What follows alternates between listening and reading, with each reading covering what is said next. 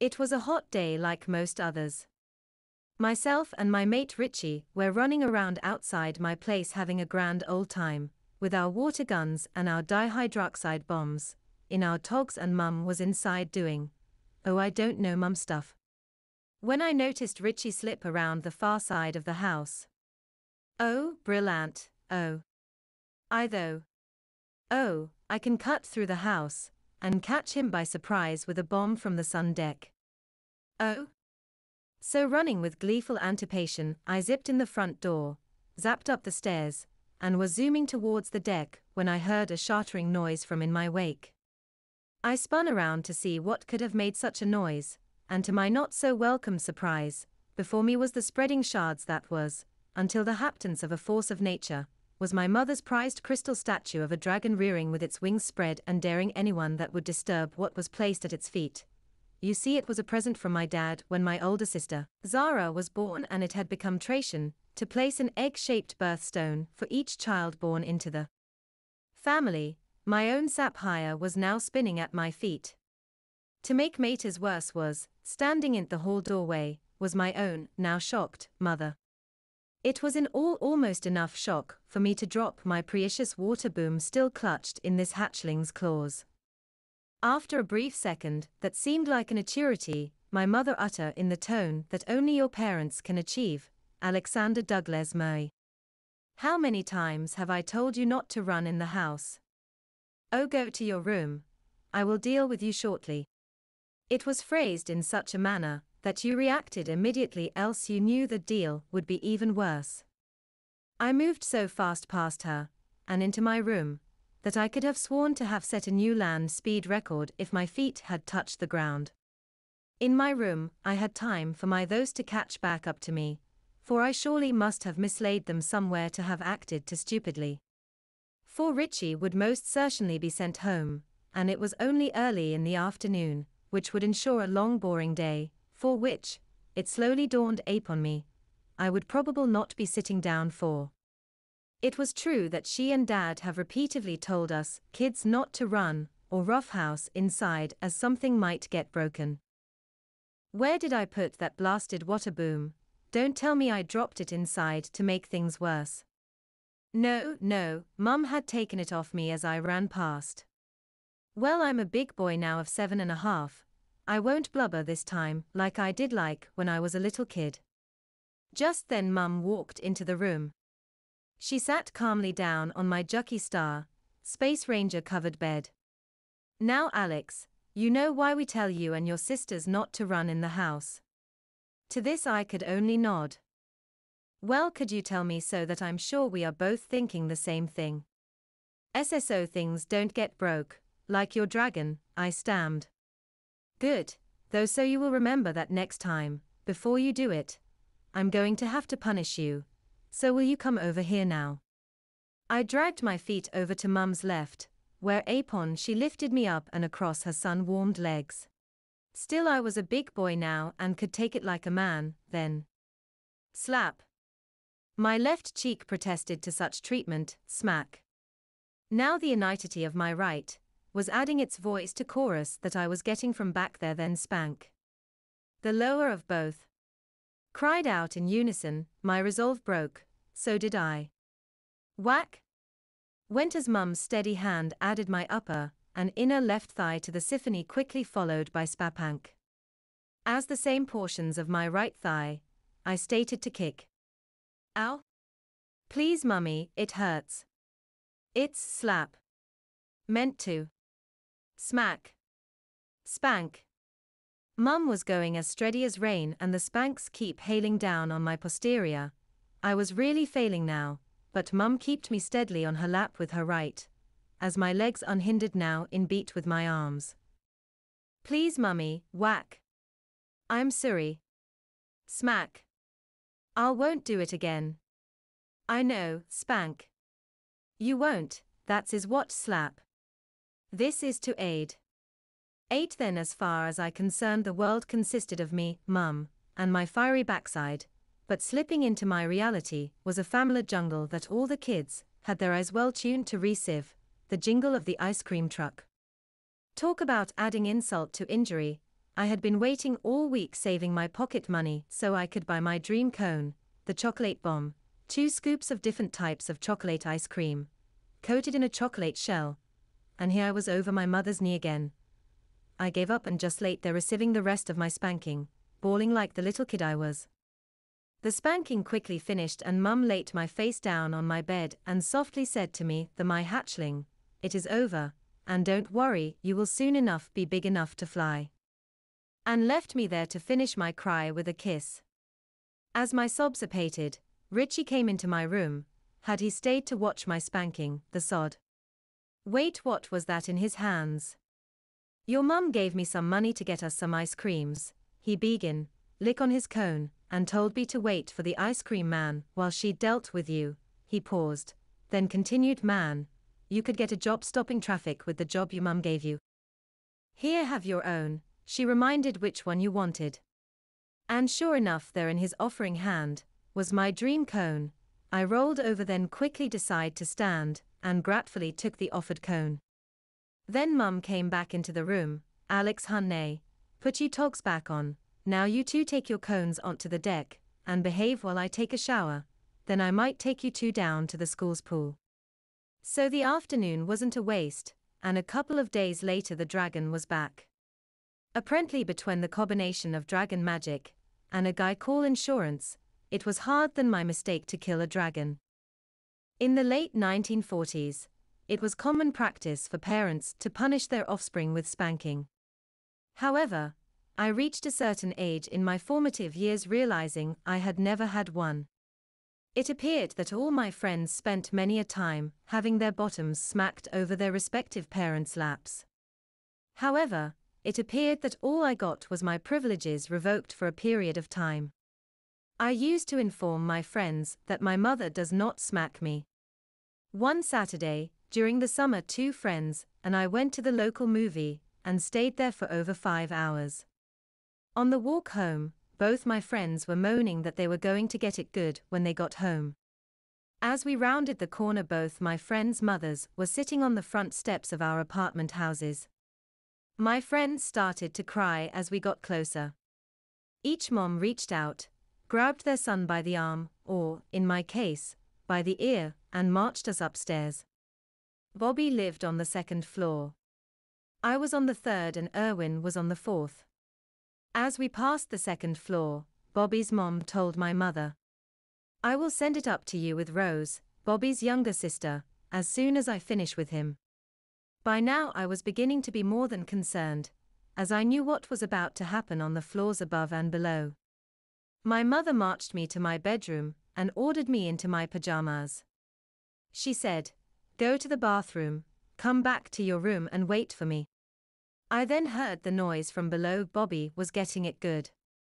After a while, the noise stopped, and then our front doorbell rang. My mother said hello to Rose and thanked her. I was called to the living room.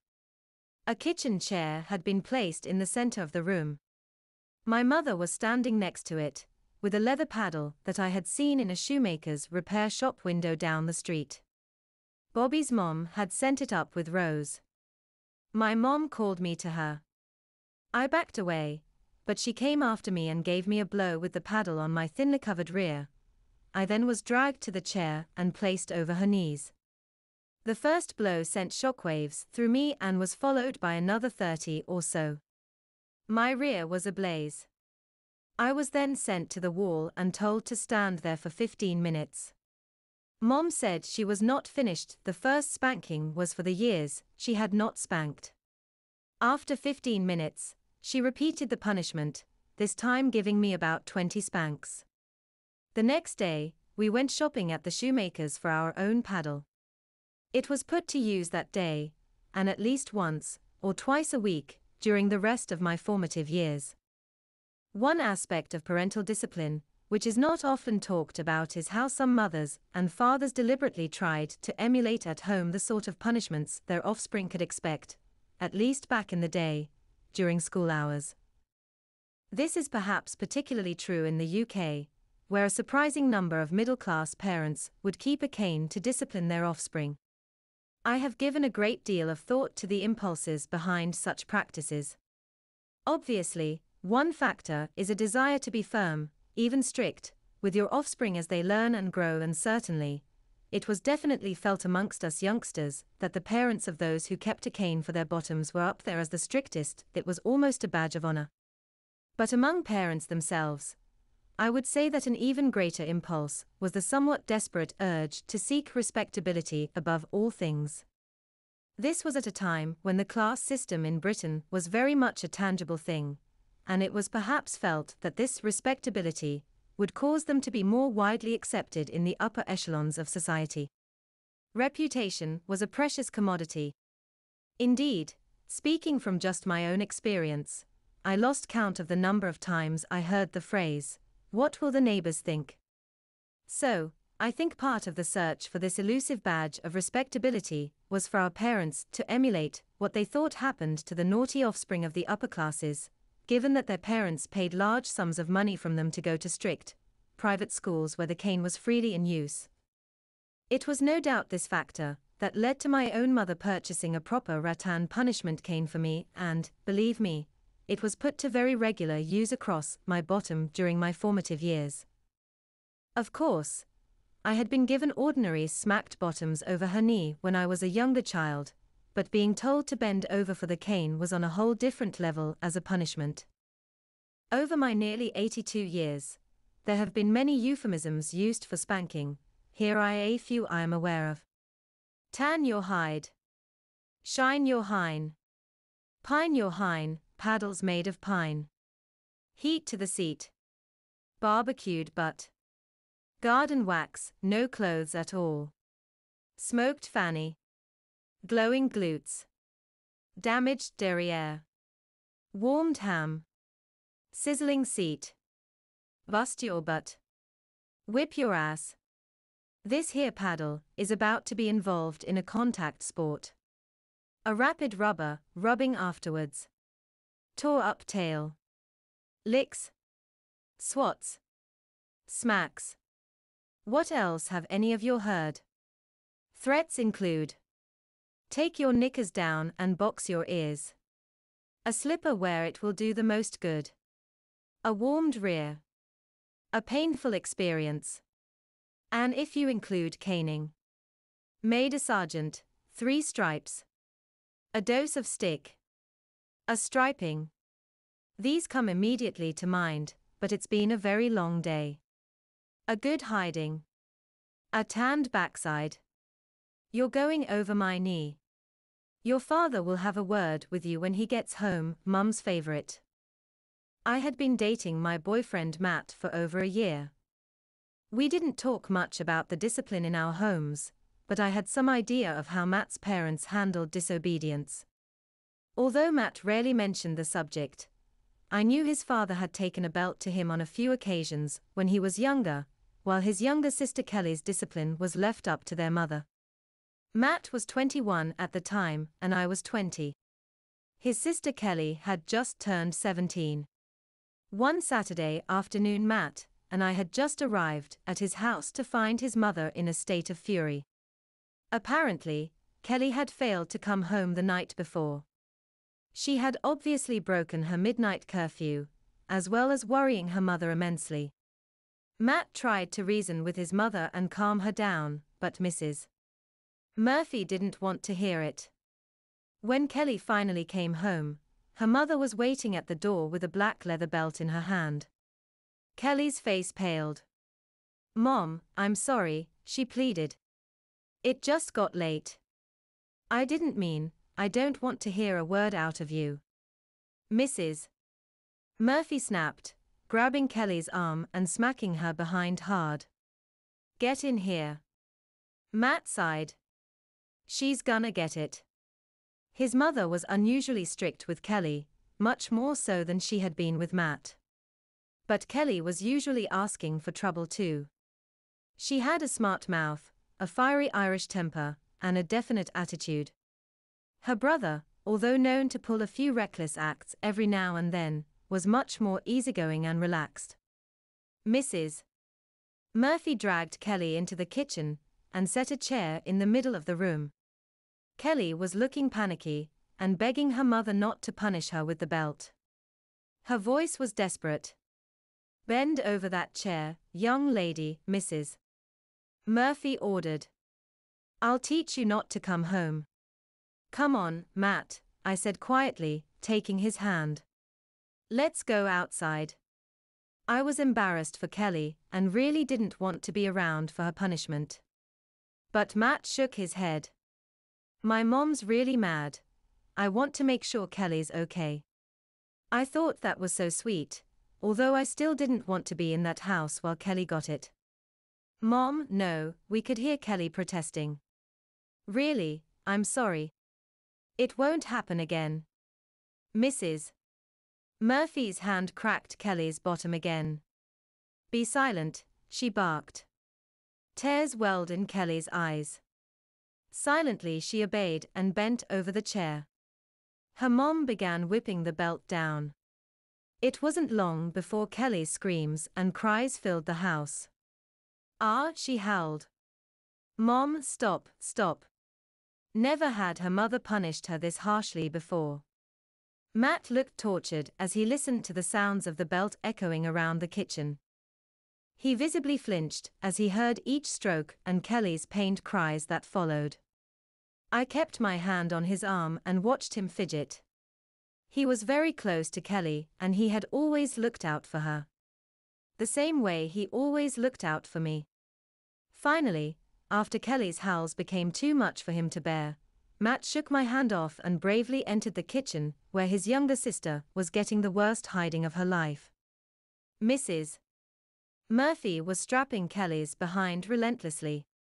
She ignored Kelly's screams and pleas. "Get out of here, Mrs. Murphy," ordered Matt without looking up. "Mom," Matt started, his voice choking a little as he looked at his sister. Kelly's eyes met her brother's and her cheeks blushed. She was totally mortified to have her brother see her like this. Mrs. Murphy grabbed Kelly's arm and forced her back into position. She brought the belt down again, even harder this time. Kelly's entire face contorted in pain, with tears streaming down her face. Matt stepped forward. "Mom, that's enough," he said firmly. "Get out, Matthew." Mrs. Murphy yelled, pointing the belt at Matt. "You'll just make it worse for Kelly." "Mom, she's had enough." Mrs. Murphy ignored him and continued to bring the belt down on Kelly's bottom. Kelly's young face was streaked with tears. "Not feeling so cocky now, are you, Kelly?" her mother snapped, aiming the belt at Kelly's thighs. Matt finally found his strength. He was 6'4" and had strong, broad shoulders. He grabbed at the belt just as his mother was swinging it down at full force. A huge crack echoed through the air. Matt swore as a bright red stripe immediately welled on his palm. He shook his hand out quickly, then grabbed for the belt again. This time he got it. Mrs. Murphy was furious. She slapped at Matt harmlessly, but he would never hit her back. He just held the belt over her head and said, "You're done. Kelly has learnt her lesson." Mrs. Murphy might have been tempted to agree if Kelly had not made the ultimate mistake in judgment. Kelly used a swear word. "What did you say to me?" her mother shouted. She reached for the belt, but Matt held it out of her reach. Angrily, Mrs. Murphy reached for the first weapon she could find, a wooden spoon on the kitchen counter. Kelly got about another good dozen whacks with the spoon. She was bawling and screaming, and even Matt didn't help her out this time. He would never think of swearing at his mother. Finally, Mrs. Murphy decided Kelly's punishment was sufficient. "Get in the corner, young lady," she ordered, marching her along, smacking her bottom on the way. "And so help me God, if you so much as swear at me again, you'll be over that chair again faster than you can blink." She aimed 3 more smacks at Kelly's bottom with the spoon, sending Kelly into fresh new tears. It must have hurt so bad. I was fortunate growing up to have a large contingent of extended family living in the same neighborhood. My mom's sister lived just a couple of blocks from us, in a house on a large lot in a cul-de-sac that backed up to woods. There were 6 kids living there at the time this took place, my aunt and uncle's 5 kids, and a niece of my uncle, whom they had taken in at a young age, long story, and had since adopted. I was especially close with this girl, whose name was Judith, Judy for short. We were just a few months apart in age, and we hung together both in school and during the summer, mainly at her house. Like my mom, my aunt was a first response spanker. Although she tended to let more things slide than my mom did, probably because of the sheer number of kids there, spankings were not rare, and unlike at my house, were always administered openly in front of whatever family happened to be there. With the exception of the youngest boy, I'd seen each of my cousins, 3 boys and 2 girls, on the receiving end at least once, bent over getting the paddle applied to their bare bottoms. My aunt also believed in the principle of, while you are a guest here, I expect you to follow the rules, and I had also found myself in that bent-over position a handful of times when I stayed there over the years. The last and worst spanking I got from my aunt took place during the summer between 8th and 9th grades, close to my 14th birthday. I was staying there for a couple days around July 4th. Judy and I had hatched a scheme to ride our bikes to the marina not far from their house. This marina was strictly off-limits to us, a rule of both of our parents. Our folks knew the marina was a popular drinking hangout for high school kids, and that a number of older guys frequented it, looking to hit on the girls. It was also located off a busy highway that was neither pedestrian nor bike-friendly. On this particular day, we told my aunt we were going to ride our bikes over to the Custard Stand Chili restaurant, then head over to the large neighborhood park around the corner. My aunt said okay, but to make sure we were back by 3:30. We readily agreed and off we went, riding directly past the custard stand and straight toward the busy divided highway that led to the access road for the marina. We had crossed 2 lanes of traffic, and were standing with our bikes on the median, when all of a sudden Judy let out her crap. About 50 yards down the road in the opposite direction was her dad, in his truck headed to work. He did a slow crawl past us, just to confirm it was who he thought it was. He looped around at the next intersection, and pulled up to us while we were still on the median. "Get in," was all he said. He got out of the truck and put our bikes in the open bed. My uncle said nothing on the short drive back. When we reached the driveway, he just pointed to the house and said, "Inside." We scuffled, hang dog, into the kitchen via the back door, my uncle right behind us. My aunt was in the kitchen and looked up, first at us, then at my uncle, who quickly briefed her on where had found us before he headed out the door again and back to work. My aunt stood in front of us, glowering and arms folded. She was not a yeller and in fact, unlike my mom, was not prone to lecture much at all. "You two are in big trouble," she said, confirming the obvious. She pointed at Judy. "Go get the stick," she said. I could see a wave of panic cross Judy's face. The stick, it should be explained, was a mini blind wand, maybe 24 inches long and coated in vinyl. In that house, it was the nuclear option and reserved for the most serious offenses. I had seen it used on a couple of my cousins, but I had never experienced it. Now, I was about to find out why its announcement had filled Judy with so much anxiety. A certainty of a spanking in that house was that it was guaranteed to draw a crowd. As if by magic, our impending doom drew the rest of the kids into the adjacent family room from outside and every other part of the house. First were the oldest of my aunt and uncle's biological kids, the twins Jackson and Jordan, both around 14 at the time.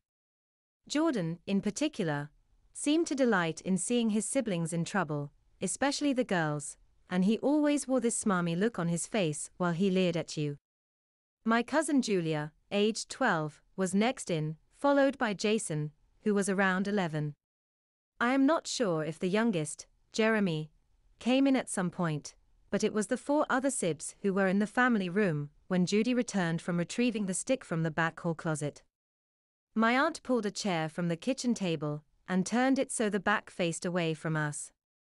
She wheeled around and pointed in our direction with the stick. I was extraordinarily nervous, both at the prospect of a spanking with this wicked implement and having it witnessed by a gaggle of onlookers. I could feel my face flush and my breathing accelerate. I was not making eye contact, but I knew all eyes in the family room were riveted on us 2 girls midsections of Judy. The worst part of the whole spanking ordeal for me was no longer the physical part, but the exposure and embarrassment, especially when witnessed. We stood next to each other, arms at sides. My aunt pointed at Judy, then tapped the chair. Judy, familiar with the routine, shuffled over and gripped the sides. My aunt stood behind her and gave 2 small taps on Judy's bottom. I heard the stick cut through the air and then land with a resounding crack that seemed to bounce off the kitchen walls. There was a beat, then Judy thrusting forward as she let out a low moan. Another beat, and then, one. There was a 2 or 3 beat pause, then another whoosh crack that drew an even louder moan, followed by the counting of the stroke. Judy kept it under control through the first 6 strokes. The 7th landed at the very top of her thighs where they met her bottom, and she let out a small shriek, and while still holding the chair, rose up on her tiptoes. Her voice was high and quivering as she counted 7, 8, 9 and 10 came in rapid fire, and I could hear Judy breathing rapidly and sounding as if she were ready to break down completely. 11 was another cut to the sit spot that elicited the loudest response yet, and then 12 quickly followed.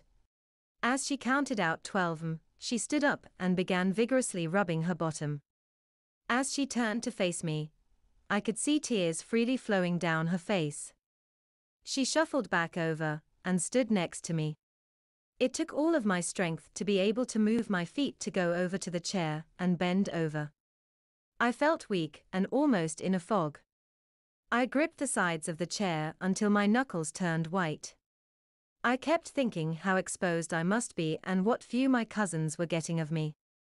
I heard my aunt say something, but I am not sure what it was, then a whoosh and then a crack. For one moment, I felt nothing, then instantaneously there was a searing jolt of pain that radiated out from my bottom through my entire body.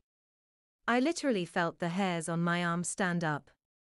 I would have screamed, but I could not find air. I lunged forward and then back and somehow managed to croak out 1. My mother also made us count swats, but did not insist on them part. Just as the electric wave of pain was easing, a second whoosh crack, and again that same split-second delay as the pain coursed through my bottom. This time, I found my voice and let out a loud cry before I counted the stroke. My aunt's cadence for the spanking was patient and steady.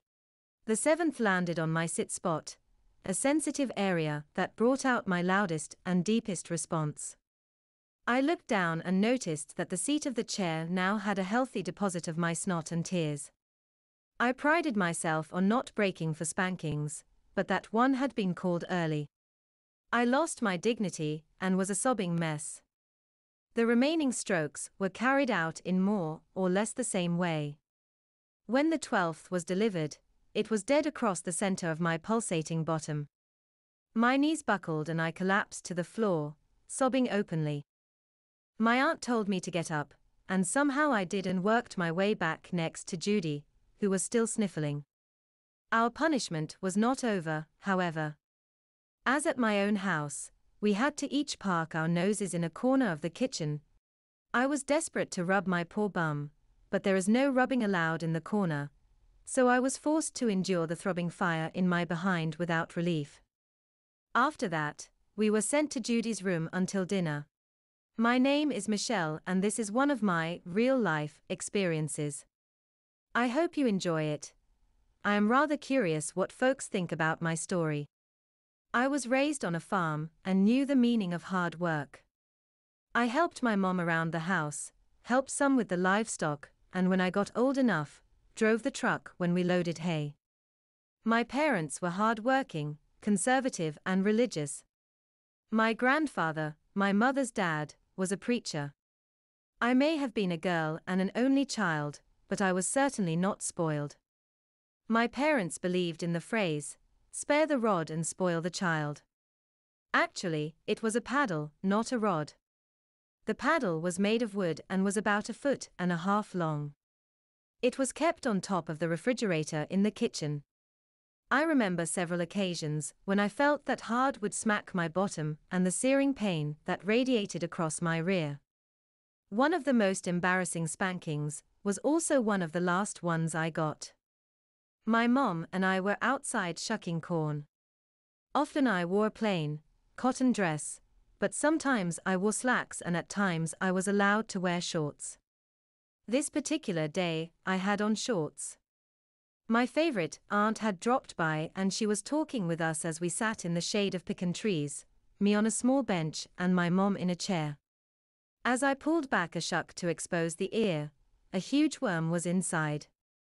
Now, finding a worm was no big deal, but this one was fat and yucky. Before I knew what I was doing I hollered, "Oh God," except I stretched out the syllables a bit. As soon as I said it I knew I was in big trouble. "What did you say?" my mom barked out. I didn't mean to," I stuttered. "You know better than that. Go get the paddle right now," she ordered. My eyes began to water as I headed for the house. I went into the kitchen and retrieved the hard, wooden paddle. I hoped that my aunt would leave before I returned outside, but as I went out the door I saw through my tears that they were both still there. I approached the two ladies, handed Mom the paddle and begged her not to spank me. My pleading did no good, as she just ordered me to turn around and bend over on that bench. I turned around, leaned over and placed my hands on the bench.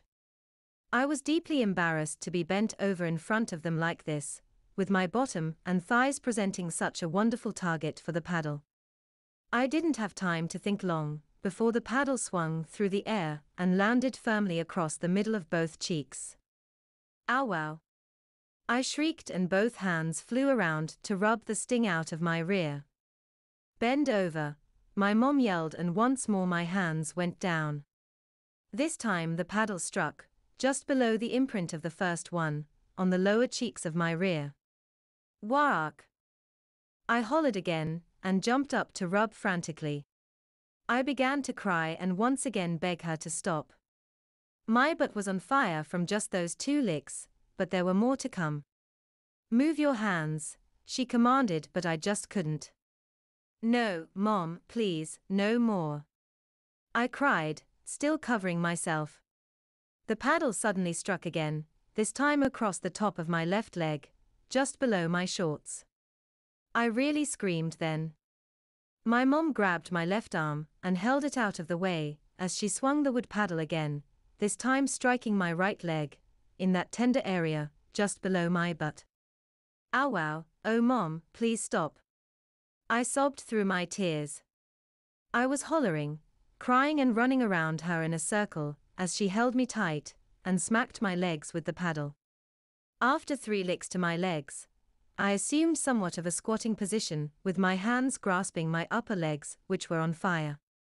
That left my bottom once again exposed and the paddle found an area that it had missed, just above where the first smack had left its imprint across the middle of my butt.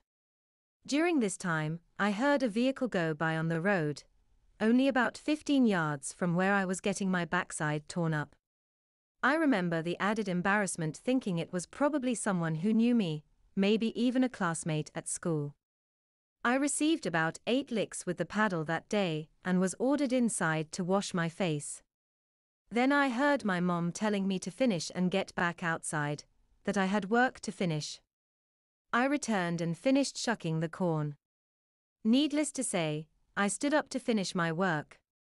I was deeply embarrassed to have been paddled outside and in front of people, but that wasn't the end. When my dad got in from the field I was inside, but still hadn't had time to change clothes. Mom informed him of the infraction, as I lowered my head and slightly turned away. Of course, he could see where the paddle had left its marks on my legs. At dinner that night, I had to sit down, but it sure wasn't easy. I did not wear shorts for a while after that because I didn't want anyone to see my bruised legs. That was the last time I got the paddle, but not the last time I got spanked. My dad whipped me one time later with his belt. After A-levels, I didn't go to university, but did attend the local technical college for further education.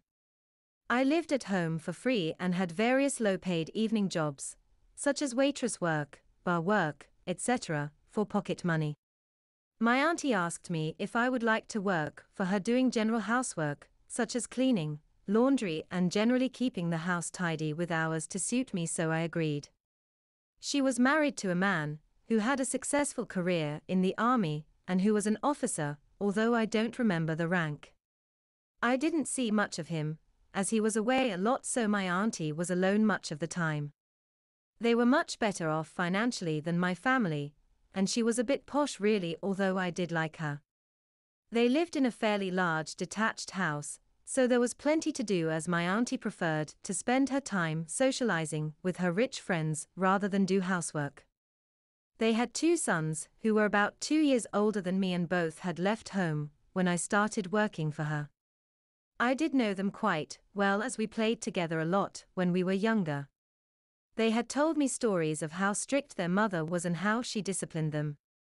Before they were teenagers, she spanked them over her knee on their bottoms, but once they were older she caned them when they were really naughty. She would cane them while they were bending over the kitchen table just before bedtime over their thin pajamas. They didn't have any bad feelings about it and accepted it as normal, just as I had accepted it was normal for my father to spank me. They said it was always 6 strokes, which really did sting and left cane marks, but they soon recovered and regarded her as a loving mother doing what she thought was best for them. The cane was used at the school they went to, but they told me they were well behaved and were never caned there. I'm quite sure they would have told me if they had been. I was fascinated by school discipline from a very early age, so did prompt them to talk about it as often as possible. One evening, when I was doing some housework at my auntie's house, there was an opened bottle of wine in the kitchen about half full. I couldn't resist having a drink, and didn't think of it as stealing, although, of course, it was. One glass led to another and I finished the bottle. My auntie had told me I could make myself a cup of tea if I wanted to when she was out, but that's all. When my auntie returned, she noticed that the wine bottle was empty and asked me about it. I told her the truth and said I couldn't resist having a glass, and ending up drinking it all. She told me she was very disappointed that I should be tempted to steal from her and told me that she would have to tell my parents, and I would not be able to work for her anymore. I apologized profusely and told her that it would never happen again if she let me carry on working for her. She told me that if either of her sons had done that, she would not have hesitated to cane them. She asked me if I knew that she had been strict with them on occasion, and I confirmed that I knew that sometimes she had caned them. She asked me if I had ever been caned at school, to which I replied that I hadn't, although I didn't tell her that I had fantasized about being caned by the headmistress. Just the mention of the cane had started to arouse all sorts of emotions within me, and when she said that I was not too old to be caned myself, all my fantasies came flooding back. I knew I wanted her to cane me, so I told her that I thought I deserved it, and it would teach me a lesson if she wanted to do it. I stressed that I would want it to remain private, because I didn't want my parents to know that she had caned me. She didn't need much time to think about it and agreed to cane me just as she had caned my cousins.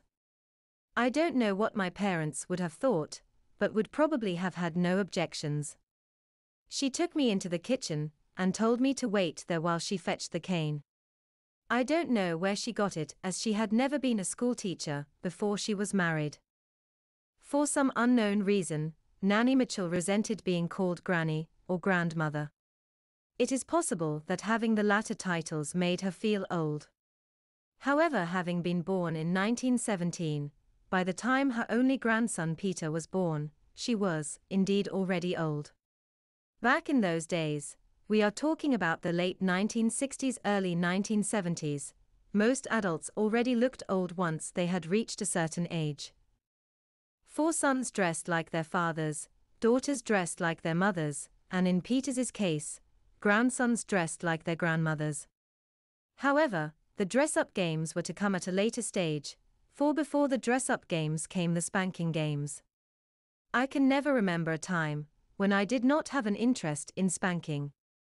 Thus, it is safe to say that all the events recalled here happened very early on in my formative years. It is also safe to say that all the events recalled here are true. As much as it would be nice for the listener for this account to use poetic license and glam the story up, it would be doing the ghost of Nanny Mitchell a huge disservice. Everything about Nanny Mitchell was old-fashioned. She lived in a house in Surrey, which always appeared to be ancient. The house itself was adjacent to a railway track, which would make it shake as trains passed by. This was especially noticeable if you stayed over for the night. The furniture within the house appeared to be that of the wartime utility type. Just plain, basic, and dependable with no thrills whatsoever. As for Nanny Mitchell's dress sense, fashionable items of the modern times were definitely not ever worn. Normal attire would consist of a pink gingham housecoat, a regular skirt of some kind, tights, and of course slippers. It goes without saying that these slippers she wore would have other uses than keeping her feet warm. Under Nanny Mitchell's staircase, which creaked when you walked up them, was a cupboard. On reflection, this cupboard and the contents in it must have held some magic to me in my formative years. For inside the cupboard was a toy box with all kinds of goodies to keep me occupied when visiting. However, it was one book within this cupboard that was to change my life forever. The book itself must have been printed sometime in the 1930s. This was a time when the majority of children's books were full of moral guidelines for people in their formative years to follow. The book consisted of a dozen or so stories about a family of bears who lived in a treehouse in the woods. Naturally, there was a daddy bear, a mummy bear, and 4 younger bears, which included a baby bear. As it was in those times, Daddy Bear went out to work all day whilst Mummy Bear looked after the younger bears. Because Mummy Bear was preoccupied with looking after the baby bear, the other 3 younger bears were normally left to their own devices. In one of these stories, this led the younger bears into trouble. One afternoon, the 3 younger bears came back into their house after playing in the woods.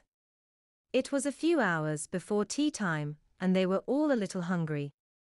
The eldest bear, we will call him Billy Bear, was nominated to ask Mummy Bear if they could all have some honey to tide them over until tea time. To the younger bear's disappointment, the request for honey was rebuffed by Mummy Bear with a very firm no. They were told in no uncertain terms to stop getting under her feet, and to go out and play. However, unfortunately for the younger bears, their greed got the better of them. A plan was hatched for them to steal the honey pot from the food cupboard, with Billy Bear being the instigator. As I am sure everyone listening will know, back in those days, stealing anything at all was met with very severe retribution. This case would be no exception to that rule. Whilst Mummy Bear was busy attending to Baby Bear, the 3 younger bears sneaked into the kitchen with the full intention of raiding the food cupboard. Quietly they entered the kitchen, and with as little noise as possible, they opened the door to the food cupboard. On the very top shelf was a huge big pot with the label honey written on it. Unfortunately, as this pot was on the top shelf, none of the younger bears could reach it. However, this did not deter Billy Bear. A plan was hatched to retrieve the pot of honey from the top shelf. It was decided that because Billy Bear was the strongest out of the 3, the second eldest bear would stand on his shoulders to reach the honey pot. Unfortunately, this plan did not work either, as the pot could still not be reached. However, once again the 3 bears' hunger and greed took over from common sense. It was decided that the younger of the 3 would climb up on the second eldest shoulder to retrieve the pot of honey. At long last, the pot of honey was within reach. But alas, disaster struck. The huge pot of honey came crashing down on the floor along with the 3 bears. Mummy Bear was in another room knitting, having put the baby bear to bed for her afternoon sleep. Naturally, though, her peaceful afternoon was disturbed by the noise of the crashing honey pot coming from the kitchen. Furious by having her peace disturbed, Mummy Bear wasted no time in rushing to the kitchen to see what all the dreadful noise was about. Mummy Bear was even angrier when she saw the smashed honey pot, sticky honey, all over the kitchen floor, and the 3 younger bears covered in the liquid. Mummy Bear wasted no time in demanding an explanation, though it was obvious the 3 bears had been pilfering. All of the 3 younger bears were now crying as they knew they were in big trouble. The youngest of the 3 blurted out, "Mummy, we were only trying to get a taste of the honey." To this an angry Mummy Bear replied, "All 3 of you will be getting a taste of my slipper on your backsides before the day is through." With this, she sent the 3 of them upstairs to get washed and to get ready for bed, informing them that she would be up to deal with them presently. And dealt with they were. All 3 bears were draped over Mummy Bear's knee and given 6 of the best with her slipper. Furthermore, they were then sent to bed early without any tea. After this episode, the bears were all far better behaved and they never wanted to be smacked with Mummy Bear's slipper again. This is more than can be said for me. For in my formative years, whilst staying with Nanny Mitchell, I requested that she and I reenact this story. Suffice to say, Nanny Mitchell was somewhat more than obliging. Many times throughout my younger years, I was to find myself over Nanny Mitchell's aproned lap having my bottom soundly smacked with the rubber sole of her carpet slipper. The slipperings I received were always done over clothing, and to say I was soundly smacked may be a little bit of an exaggeration. However, they certainly were felt and they awoke something in me that still carries on to this day. I met Omelade, we were both studying history of art at Cambridge. She was Nigerian and her mother was a quite prominent diplomat. For a long time we were just friends. Omelade was very petite, barely 5 foot tall. It wasn't long before she stood up, took me by the hand and led me towards my bedroom. "You are a very naughty girl," I joked, and gently smacked her bottom through the grey mile jogging pants she was wearing. "I know," she laughed. Suddenly, I saw a green signal. I sat down on the bed, pulled her to my side and said, "Well, naughty girls need to be spanked, don't they?" She just giggled in reply. I had always had a thing about spanking, so it felt like the most natural thing in the world to put this beautiful girl across my lap, and indeed she fitted there beautifully. I began to smack her soft, ebony bottom, at first playfully and then, when she didn't demur, more seriously. My hand began to smart almost as much as her bottom undoubtedly was, and then she began to cry quietly. I immediately stopped. "Are you okay?" I asked, concerned that I'd gone too far. "Yes," Omelade replied. "Go on." I need it." I put my left arm firmly around her waist and began smacking her again, covering every inch of her bottom, as well as the tops of her thighs. I eventually stopped and just held her, as she continued to have a bit of a cry. "Did you get your bottom spanked like that when you were a little girl?" I asked daringly. "Oh God, yes. And I bet this naughty little boy got a few sore bottoms off his mummy too," she teased. "Well, yes I had, many a time." Omelade made me tell her all about my boyhood encounters with my mum's slipper, over her knee, and she scolded me for being so badly behaved. All through that term, we met regularly and there was always a spanking element in it. Although my favorite thing was to have that glorious little bottom over my knee, I also let Omelade discipline me too, eventually bringing a belt round, which she applied enthusiastically, as I lay in the same position she had herself for punishment as a girl. Unfortunately, the relationship was always doomed to end. I had a regular, rather vanilla, girlfriend back in my hometown, and Omelade, I discovered, was already promised to the son of another diplomat back in Nigeria. We both knew this wasn't a serious relationship, but to share the intimacy when we did, and how we did, even for a while, was one of the greatest thrills of my life. I knew very little of girls being spanked by their parents when I was growing up. I do remember a few instances of girls being spanked by their parents in the late 1960s when I was in my late teens. I remember the girls at the youth club firmly stressing that one of their numbers had to be home on time in the evenings. They didn't exactly say why, but I did get the impression that she'd get more than just a talking off if she was late home. A few years after that, I remember my mother saying that a teenage girl who worked in the same company told her that she had been spanked by her father the night before. My mother said that she thought the girl was far too old to be punished like that. Apart from a few casual mentions of parents spanking sons and daughters, I heard a little more. Then in the late 1980s, when the state school CP ban had just been made law, and few parents still used spanking, I worked for a really large company. A lady in my office phoned in one morning saying she wasn't feeling too good and wouldn't be at work that day. In line with company policy, I didn't ask for any details and just said we'd be pleased to see her back when she was feeling better. The next morning she was back to her usual happy self. I welcomed her back, saying I hoped she was feeling better. At this, she looked a bit embarrassed but said nothing.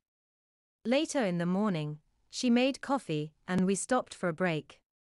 Then out of the blue she apologized for her absence the previous day, saying that she hadn't actually been unwell. I must have looked confused, and even more so when she explained. She said that she had kept her daughter off school that day.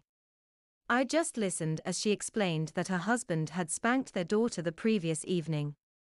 I knew the girl was rather spoilt, I thought. By now she had my full attention. She said the girl had moved when being spanked, and the slipper had hit her leg. Apparently, there was a mark on her leg the next morning, and it was decided to keep her off school for the day to save having to explain things. I didn't really know what to say, so probably said nothing. They seemed to be a lovely family. He was ex-force and they'd traveled a lot until he left to work in the aircraft industry. A slippering at home was from a carpet slipper, but lasted longer than a slippering from the PE teacher, which would only be 6 whacks, at the most, but much harder from a black plimsoll with a rubber sole.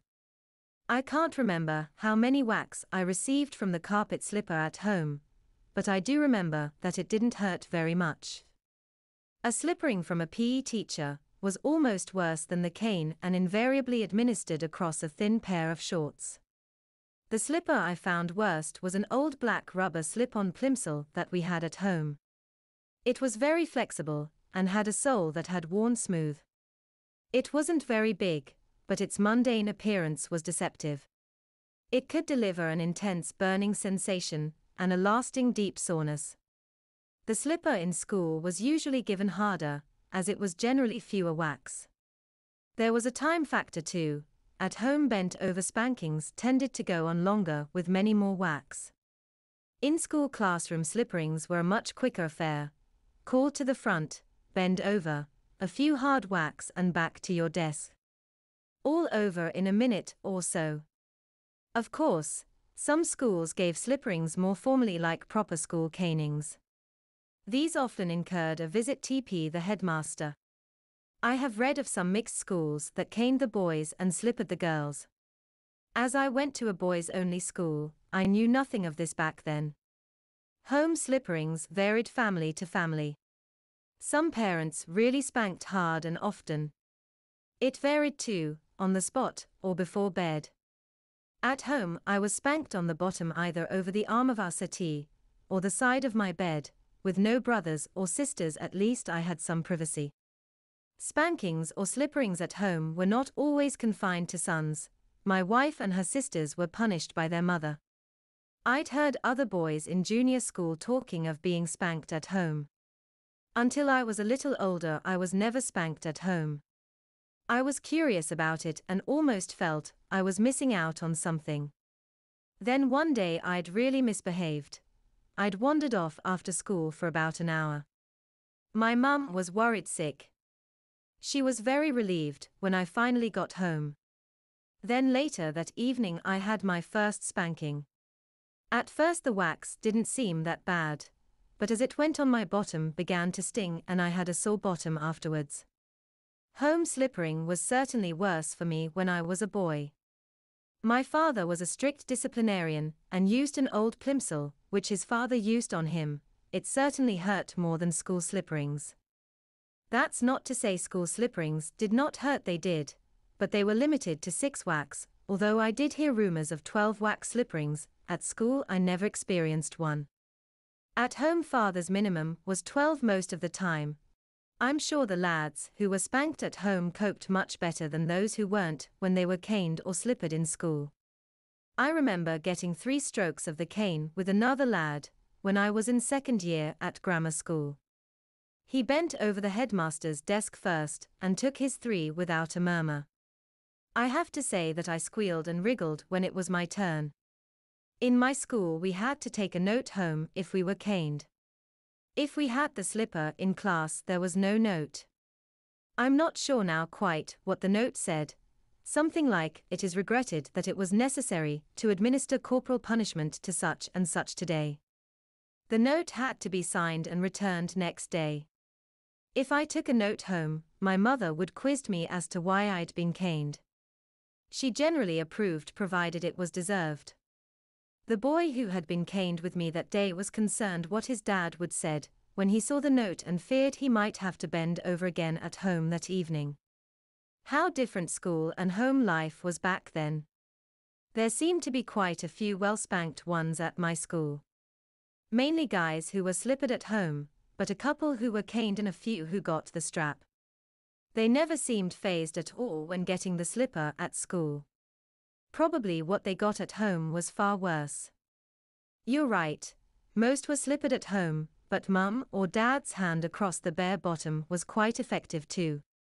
There were the few who felt less common implements, back of a hair or clothes brush, a wooden spoon or similar. I knew a couple of brothers who had the cane from their dad. One of my friends have the strap from his parents. His mum did it straight away across his trousers, but his dad dealt with more serious misbehavior. They seemed a perfectly normal family. My friend had a much older sister, who was newly married when I first knew him. It never occurred to me that she may have been punished in a similar way when she was younger. Parental spanking was seen and right and proper back in the 1950s or 60s. That said, not all parents used spanking on their children. How attitudes have changed. Attitudes certainly have changed. This would have been in the 70s, and I was a bit shocked and fascinated when I heard 2 of my classmates saying that they were caned at home by their fathers.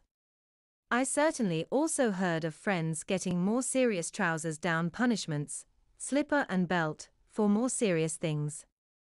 As you write, they all seemed to come from very normal families, and there didn't seem to be any resentment.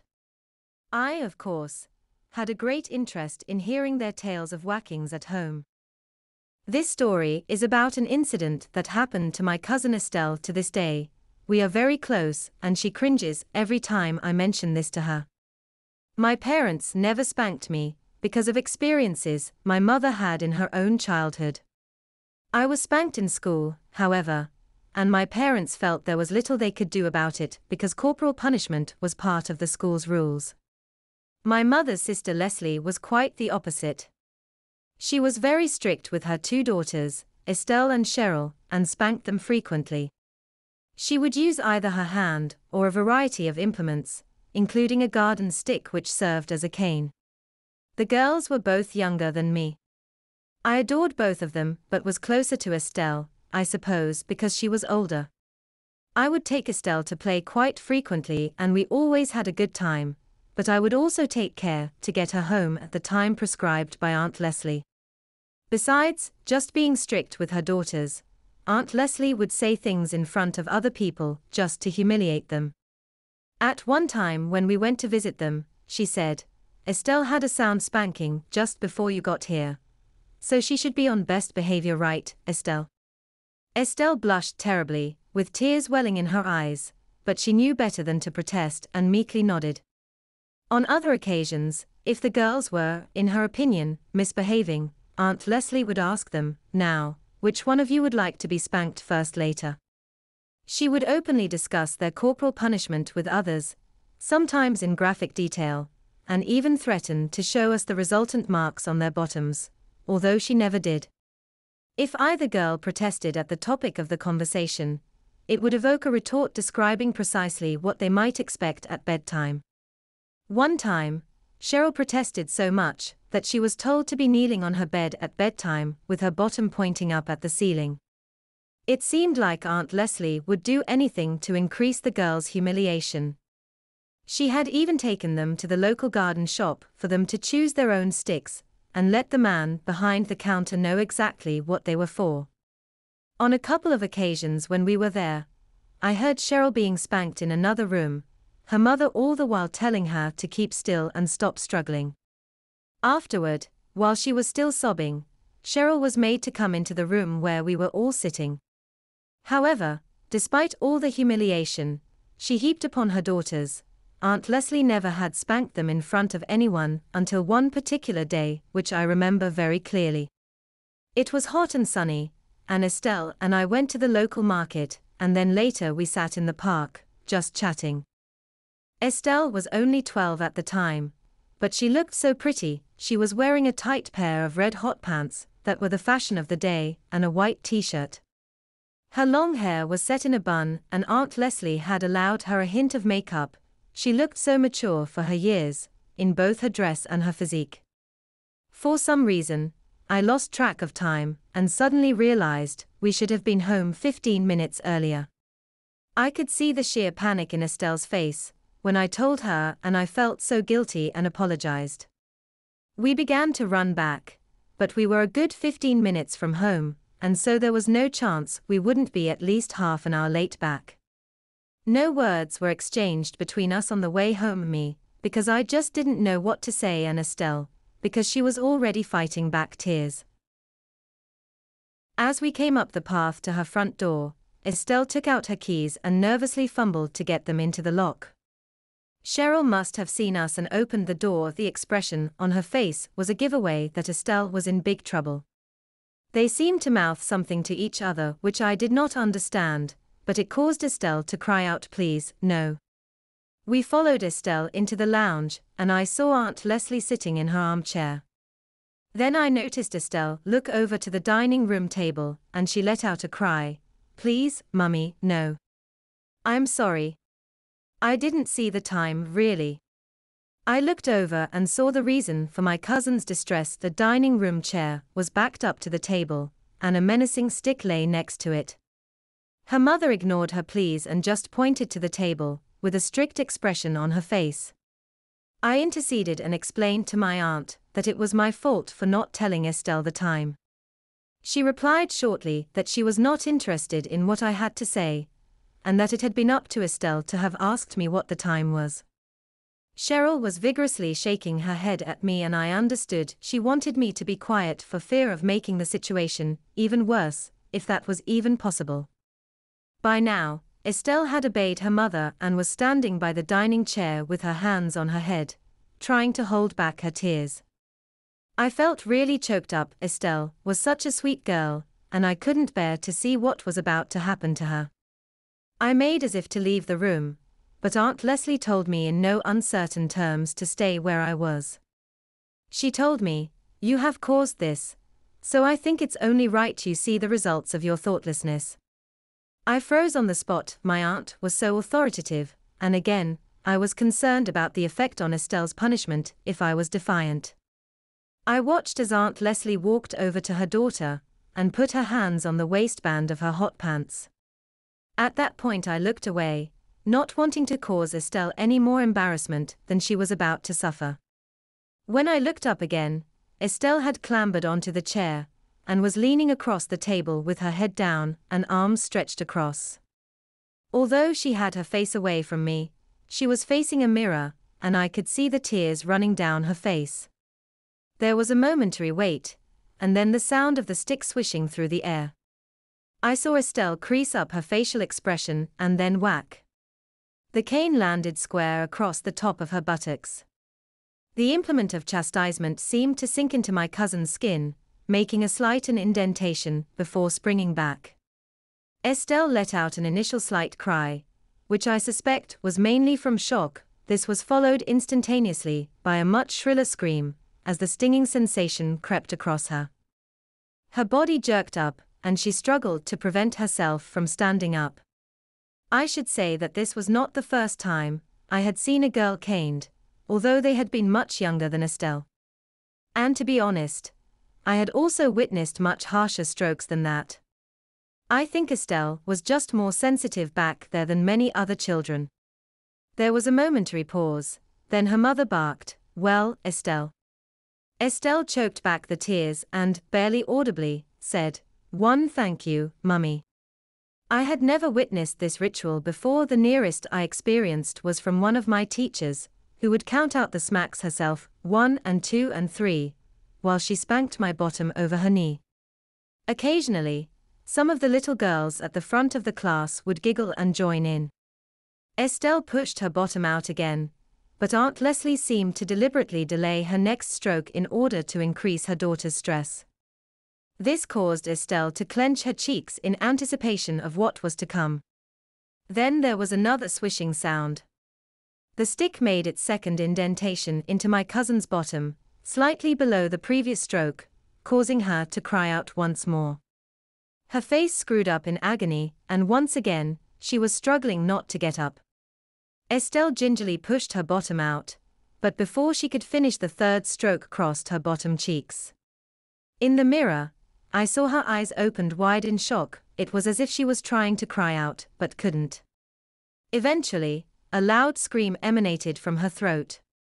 She wriggled her bottom from side to side, in the vain hope it would ease the sting of this third stroke. She gasped for air and then whispered, "3 thank you, Mummy." Aunt Leslie pressed her hand into the small of Estelle's back, forcing her bottom out, and leaving nothing to the imagination. It was clear that it was her mother's intention to cause the girl maximum humiliation. Finally, Aunt Leslie addressed her errant daughter, "Well, Estelle, what do you have to say for yourself?" There was a pause whilst Estelle composed herself. Fighting back the tears, she took A and said, "I am sorry for being a naughty girl and thoroughly deserved to have my bottom caned. I have read many nostalgic posts relating to home slipperings, and as one who was regularly slippered by both parents, I am interested to know what type of slipper was used. I remember my mum's flat mule slipper having a nasty sting, as I think it had a plastic sole. I also remember an espadrille being used from time to time and various sandals. As I got older, one of Dad's old gym shoes was introduced, for the special purpose of correcting my behavior. It was a lady's slipper with a rubber sole. Stung like anything, but no lasting damage.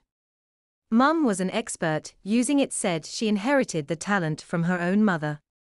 The slipper was the implement used for corporal punishment in our house from the time my brother and I went to school, I guess.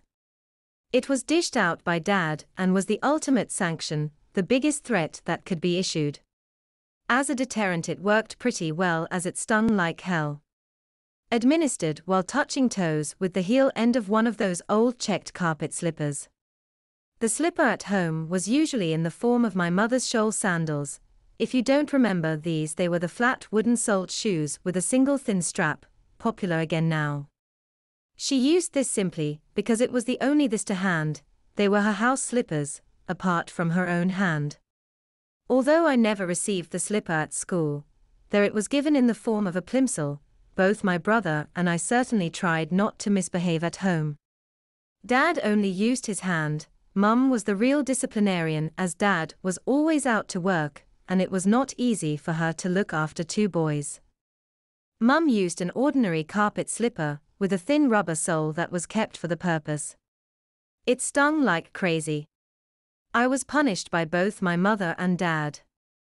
Mother had a light leather-soled bedroom slipper with a silly fluffy top, but it stung like the devil when applied to my bare bottom. Dad called his a slipper, but it was really what we called in England a sandshoe, a rubber-soled plimsoll. It was much more serious and left bruises that took 2 weeks to disappear. I was in my first year at primary school. I noticed that there was a blue teddy in the toy box in the classroom, which was the same as a pink one I had at home.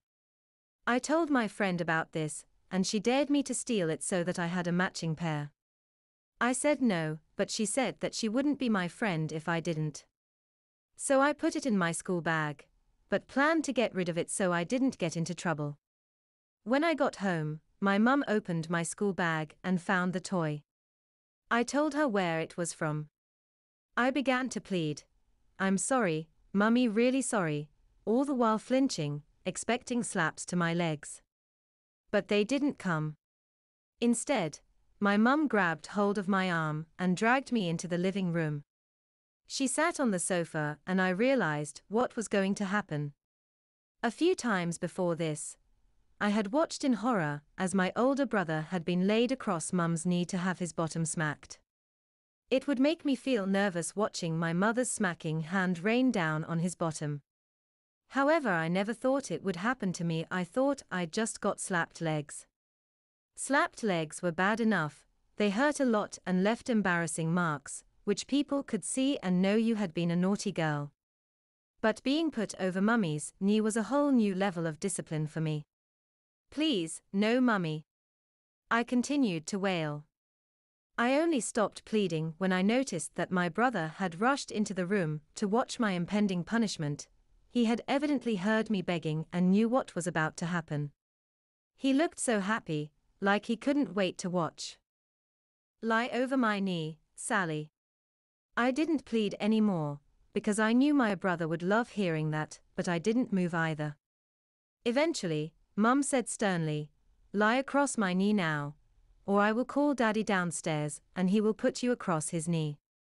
A grin spread over my brother's face at those words. I had no choice, and this time lay obediently over Mum's waiting lap. Then Mum began to smack. Although it stung a great deal, I didn't make a sound. I just lay there, listening to the sound of slapping filling the room. The smirk on my brother's face told me how much he was enjoying seeing Mummy's hand bouncing off his little sister's bottom, as she gave me my first proper spanking. Having thoroughly tanned me, Mum set me on my feet. "Now," she ordered, "put the naughty stool in the middle of the room and sit on it."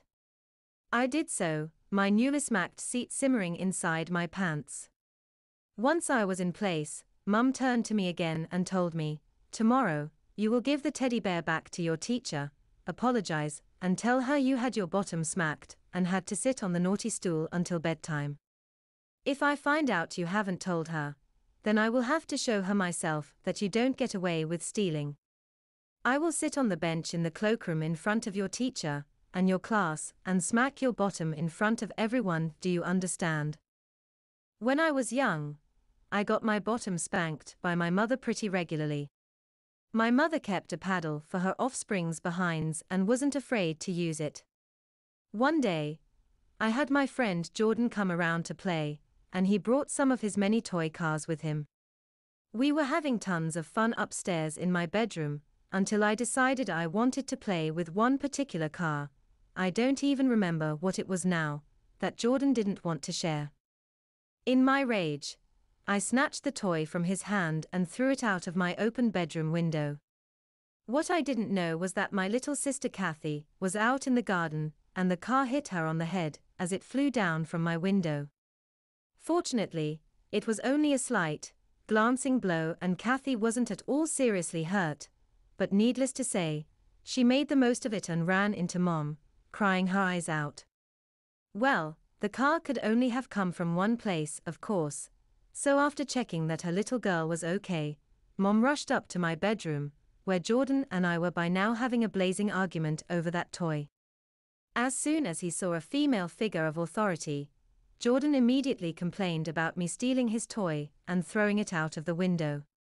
In about just one sentence, I was condemned and found guilty, and at that point, I knew execution would inevitably follow pretty quickly.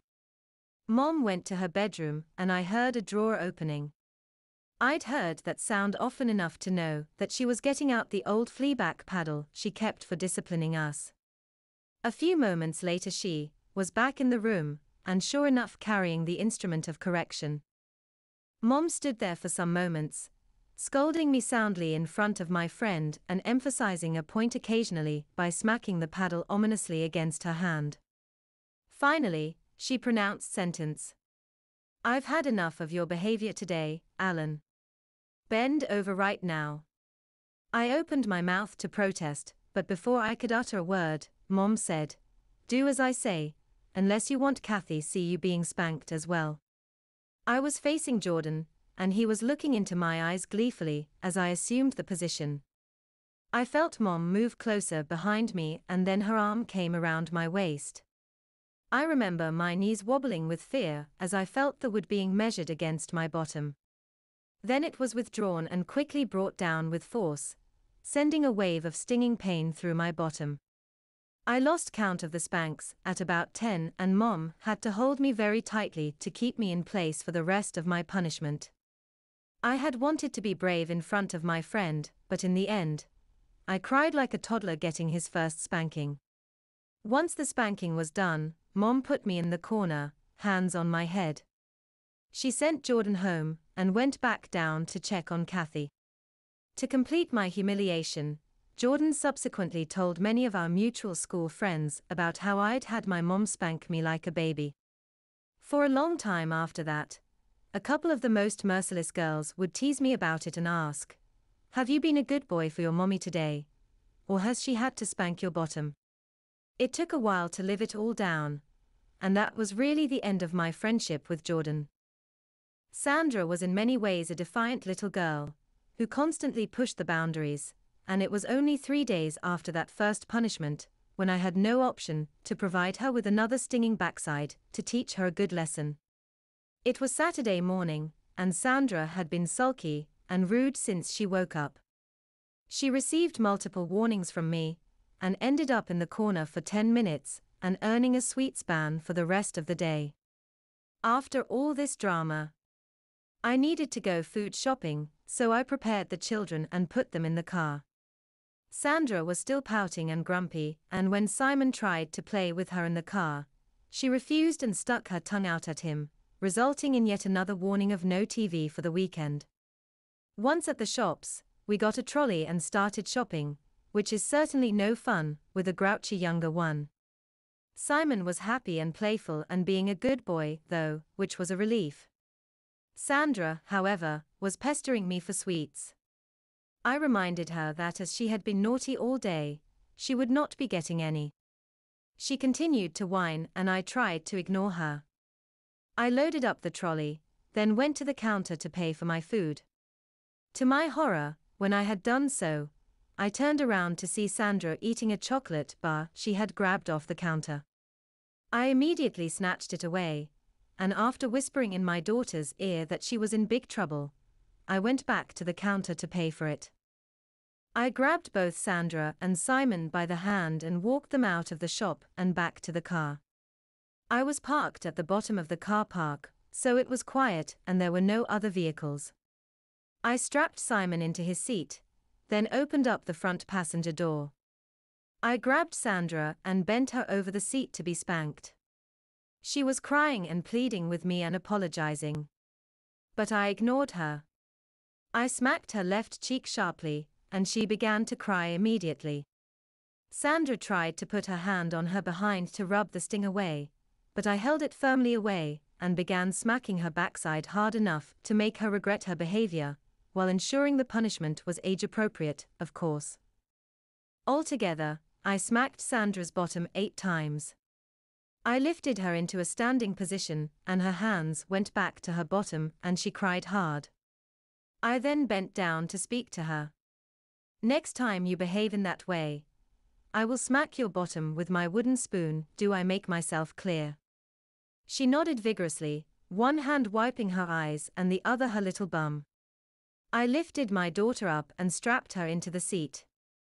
She was very contrite for the rest of the day, which was a great relief, as I really didn't like to smack unless for very bad behavior. Afterwards, I sat with a coffee and wondered how long it would be before I had to give Simon his second spanking. During the 1950s, I went to a strict boarding school in Western Australia, and I remember being caned very vividly. To earn the cane, you had to admittedly commit a pretty grave and serious offence, and even then maybe several times before corporal punishment was used. But when it was used, it was brutal. You had your punishment written up by the teacher involved, and your parents were called and told about your behavior and the impending punishment. Unlike in many other establishments, the punishment itself wasn't given immediately. You had a date to present yourself for punishment, which was usually a couple of days or so after the original offense. You had to go to the punishment room, where the school nurse would check you were physically fit enough to be caned. Then the teacher administering the cane, usually the senior mistress for girls, would appear with the instrument. Then you would be told to bend over. The beatings we received were very harsh, up to 20 strokes. We used to cry and shout even after a few strokes, but on some occasions, a few girls would actually faint from the pain. Afterwards, there would be vivid red stripes across your bottom. On the day you are caned, the pain was pretty much unbearable. It hurt even to walk or stand, let alone sit. You would have a very sore bottom. You would try and rub some ointment, if you could get any, onto your buttocks in order to calm the pain. I hadn't been spanked for quite a few years, but when I was about 15, I had quite a few months of being moody and disrespectful. I would get grounded, along with other privileges taken away, but that made me so upset that I just got worse. My parents were at their wits' end. They discussed the matter privately, I believe, and decided that the best thing was to go back to punishing me as I had been as a small child. So, the next time, I had a fit on this occasion, because I wasn't being allowed to stay out late with friends. My mother simply gave my father a look, which was obviously his cue. Without further ceremony or debate, Dad grabbed my arm and put me over his lap like a naughty little child. He pulled up my skirt and began spanking me very harshly on the seat of my panties. Quite apart from the pain, I was hugely embarrassed at being over my father's knee again, having my bottom smacked like a little girl. As he spanked, I kicked and screamed and begged him to stop. Now I was really beginning to take notice. Dad vigorously spanked my bottom over and over again, and I could feel the burning heat building up in my bottom and upper thighs. As he spanked and scolded, I sobbed like a much smaller child. Eventually, I had the sense to apologize and once again begged for the punishment to stop. However, my mother had clearly had quite enough of my behavior lately and was in no mood for immediate mercy. Instead, she went and got a ruler that was close by and handed it to Dad, who proceeded to finish my punishment with a sound application of 12 inches of wood to my already sore bottom. In retrospect, I don't suppose the spanking lasted more than 5 minutes, if that, but it left my bottom a deep shade of crimson. Afterwards, Mother had me go stand in the corner. "If you're going to act like a child," Mum told me sternly, "you will be treated like one." I had to stay like that for an hour, my sore red buttocks on display, while my parents sat in the same room, each of them reading quietly. The spanking was a horrible experience, but it certainly improved my behavior, and I never had to be given another one. Even 40 years later, I still blush with shame when I remember that punishment, not only the humiliation of my father seeing my bottom, but mainly the fact that I was naughty enough to need the spanking in the first place. When I was at private school in the 80s, we used to get the slipper, a large heavy leather-soled one, from quite a reasonably young female teacher. It really hurt all of us like hell. She was small, but she could certainly apply a slipper, and everything was done to avoid tasting it. But as I grew up a bit, say aged 10-12, I used to have a secret burning desire to get it off from Mrs. Davis, and so used to provoke her sometimes. After you knew you were about to receive it, whilst waiting for her in the library, your heart would be pounding, blood rushing through your veins, sweaty palms, and shaky hands, etc. You knew it would be agony, maybe you would cry, whilst getting it, maybe you would not, but you just could not wait to feel it on your backside. At the same time, you would hate the pain, but love the feeling of a female hitting you with a slipper. I am probably odd, as I don't think anyone else actually enjoyed getting it. Or were they keeping quiet about their desires? At the time, this is what I used to fantasize about. Perhaps she used to enjoy slippering males. Is this a female's fantasy? Reply. The answer may lie in the fact that there are thousands and thousands of men who pay good money to receive CP from females, but as far as I know, there isn't a female on the face of the earth who paid a penny to administer CP to a male. I think we can safely assume that FOMCP is not a widespread female fantasy. Reply.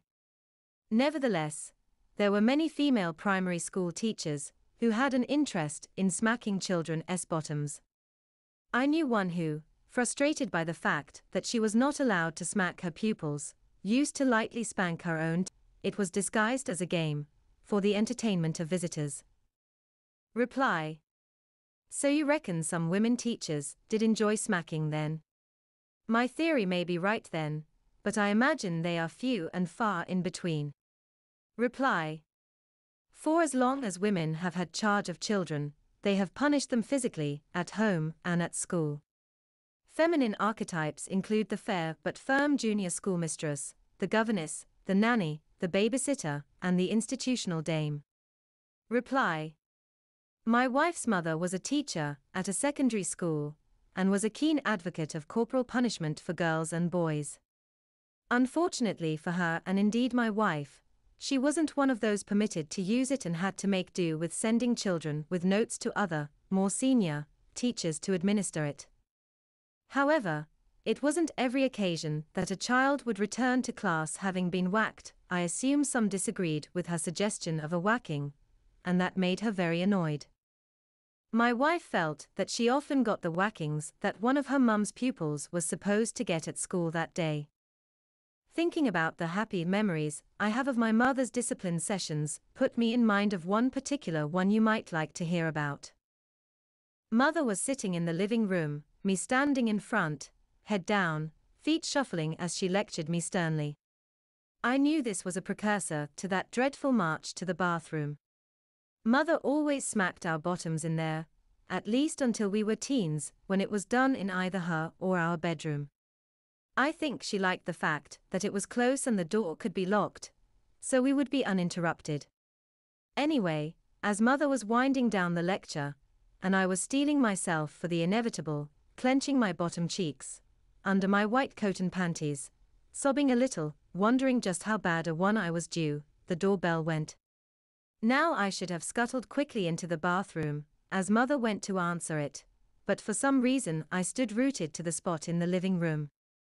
I heard Mother's voices from the hall, Mary, and Tommy too, come in. Oh no, it was our next door neighbors. Tommy, who attended the same class as me at school, and his mother.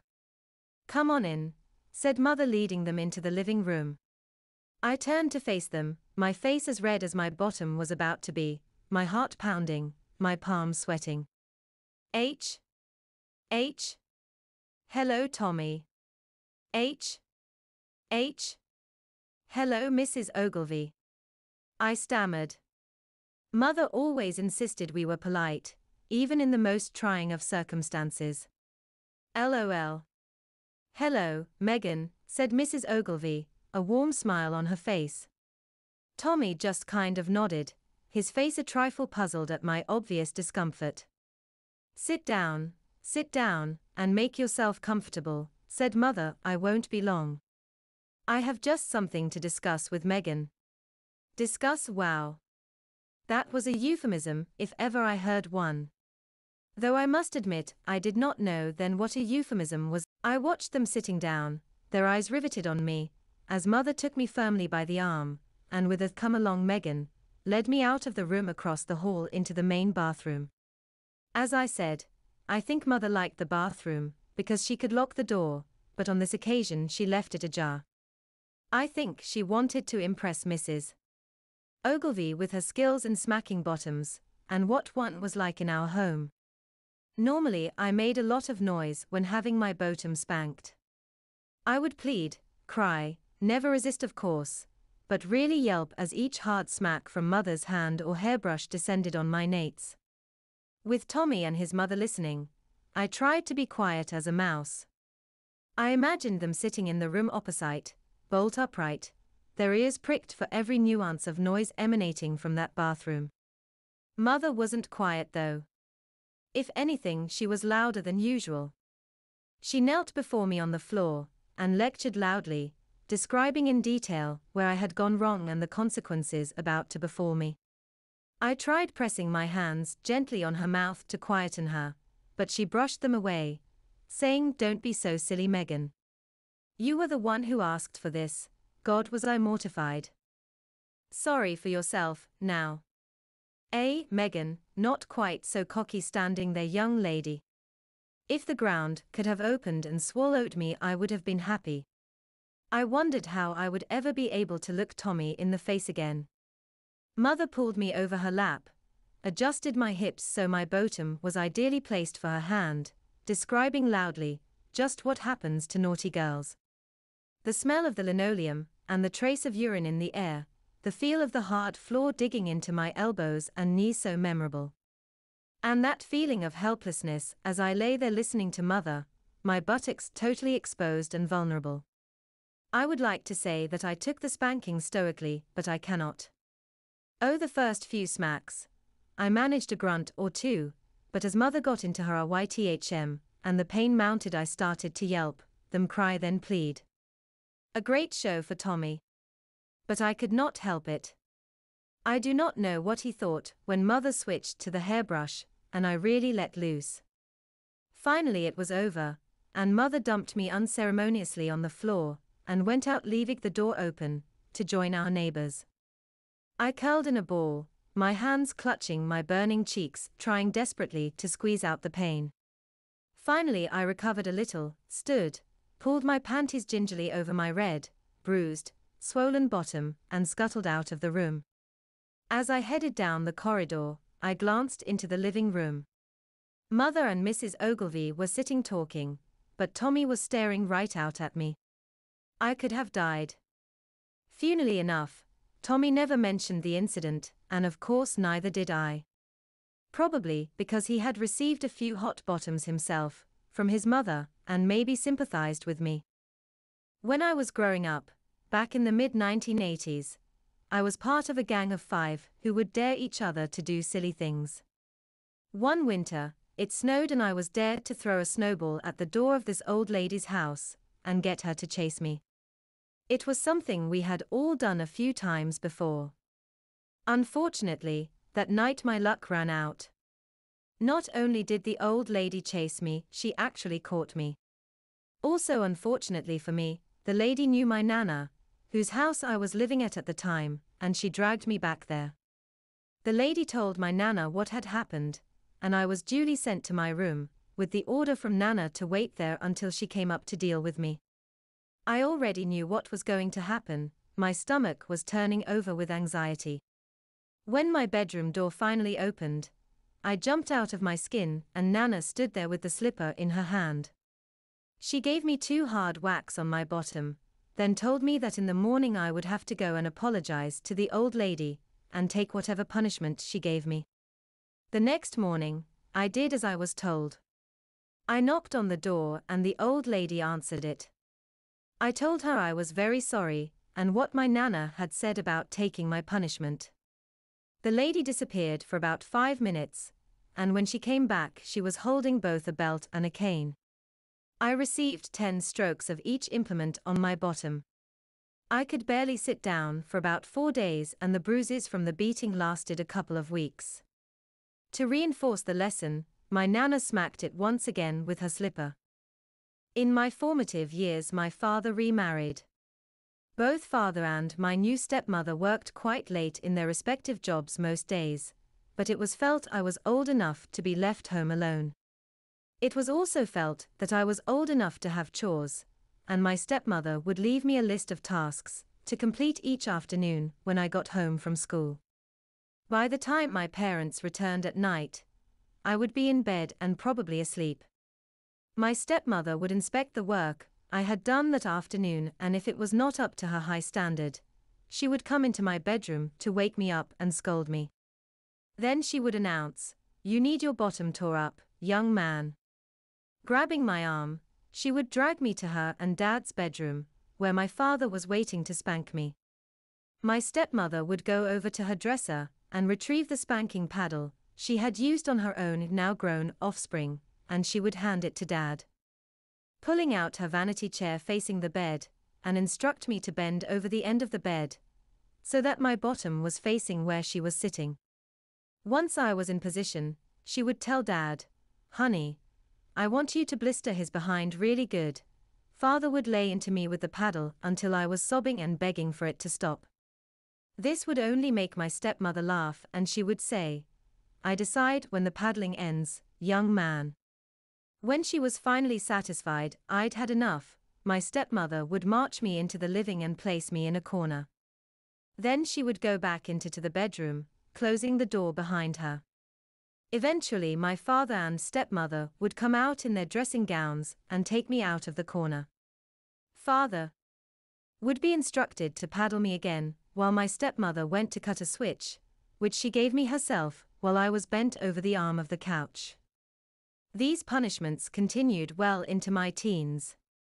During the 1970s, when I was growing up, a smacked bottom was such a routine punishment for a naughty youngster that we children regularly included corporal punishment in our games, particularly playing house or school.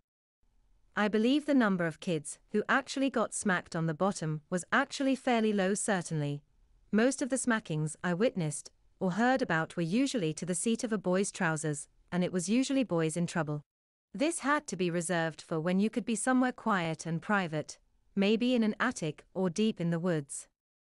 My friend Andrea and I often took turns to be the child, and the other would delight at finding an excuse to put the naughty one over their knee and smack, sometimes quite hard.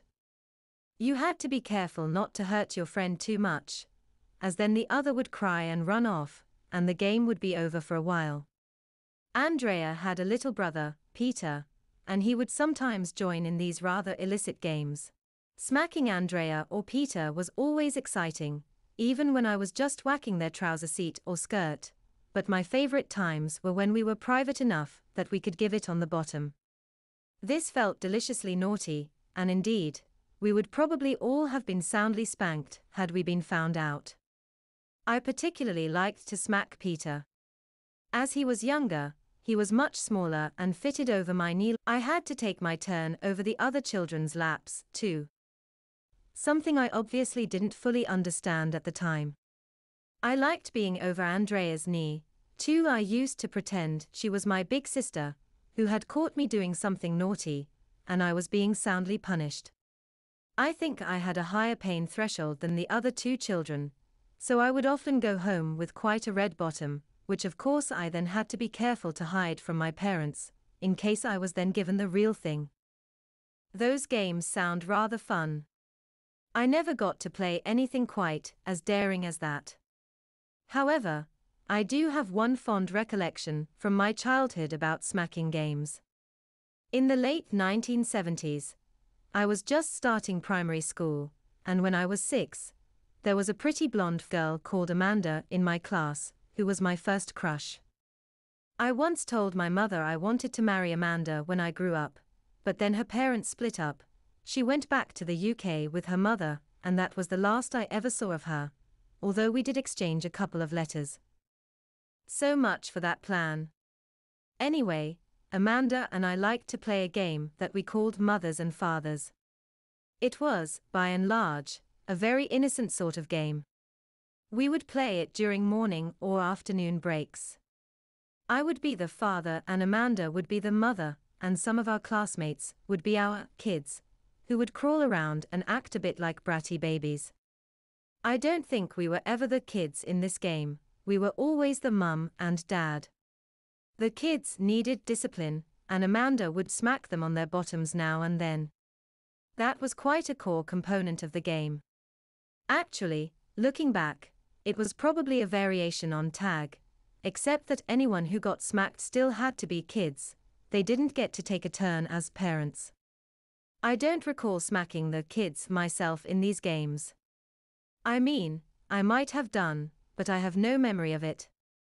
If I did do it, it did nothing for me. What I do quite vividly remember, though, is the little thrill I got every time Amanda smacked them. The seeds of my adult spanking fetish were beginning to germinate. I think I was quite happy to let her be the disciplinarian, because in my home, my mother gave 99% of all my smackings. So I just saw it as being mainly the mother's role. Perhaps it was that way in her home too. My first ever teacher was fond of dishing out the occasional smack on the back of the hand. That neither upset nor excited me. But I recall on one occasion, she threatened to put me over her knee. Despite my very young age, I actually did become rather aroused at that thought. It's one of the earliest memories I have of being properly turned on by spanking, or at least, the thought of it. She never did give me such a spanking, which was probably for the best, but part of me wishes she had carried out her threat. I have to say this brings back vivid memories for me. I was aware I had an interest in being spanked. I know not why I wasn't smacked as a kid at home.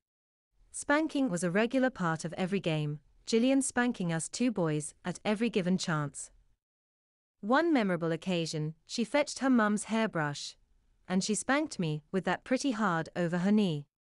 I can only assume it was a regular event in their house, because she was pretty good with that brush and tellings off. I often wonder why I like this whole subject. It was in the early 70s prevalent, at school and most homes.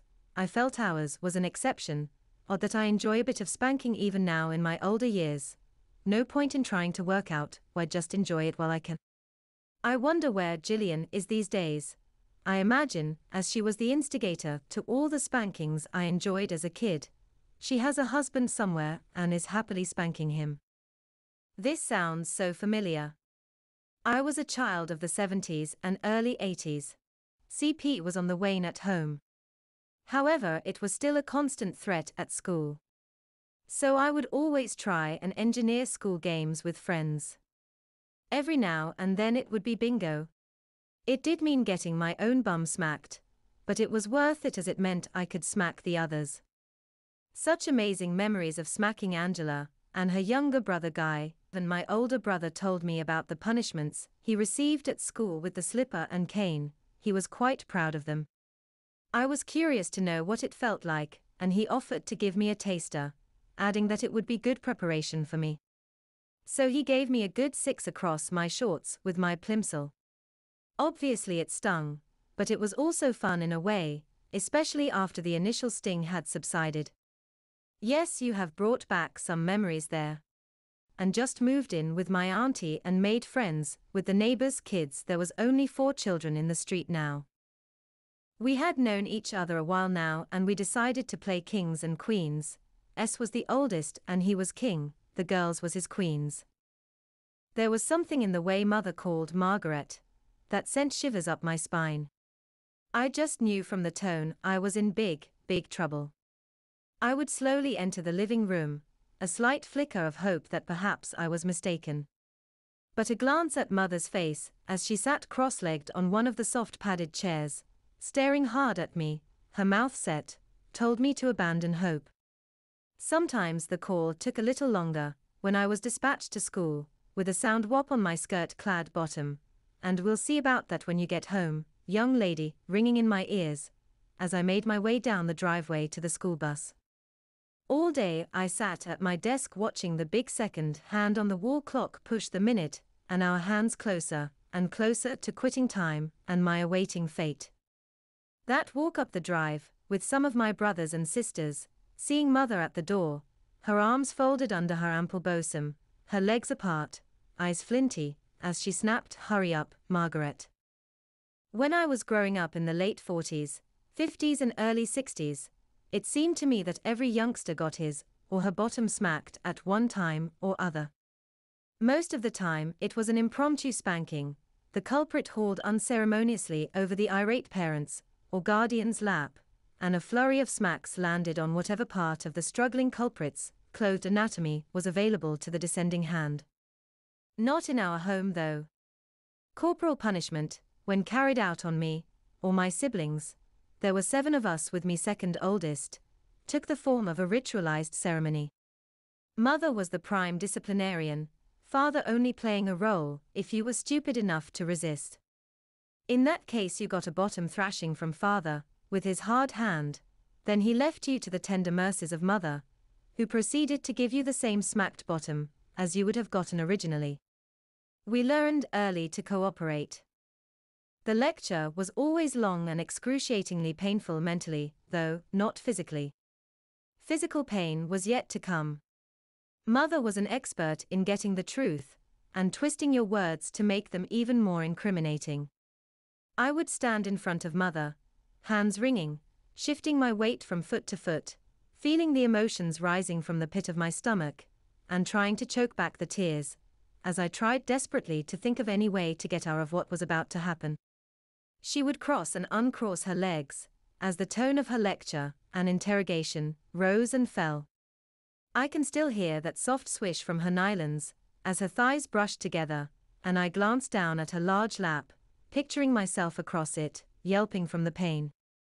Often father would be sitting in there, as would 1 or 2 of my brothers or sisters, pretending to do homework, or reading a book, but really focused on what mother was saying, and glancing from time to time taking in my discomfiture.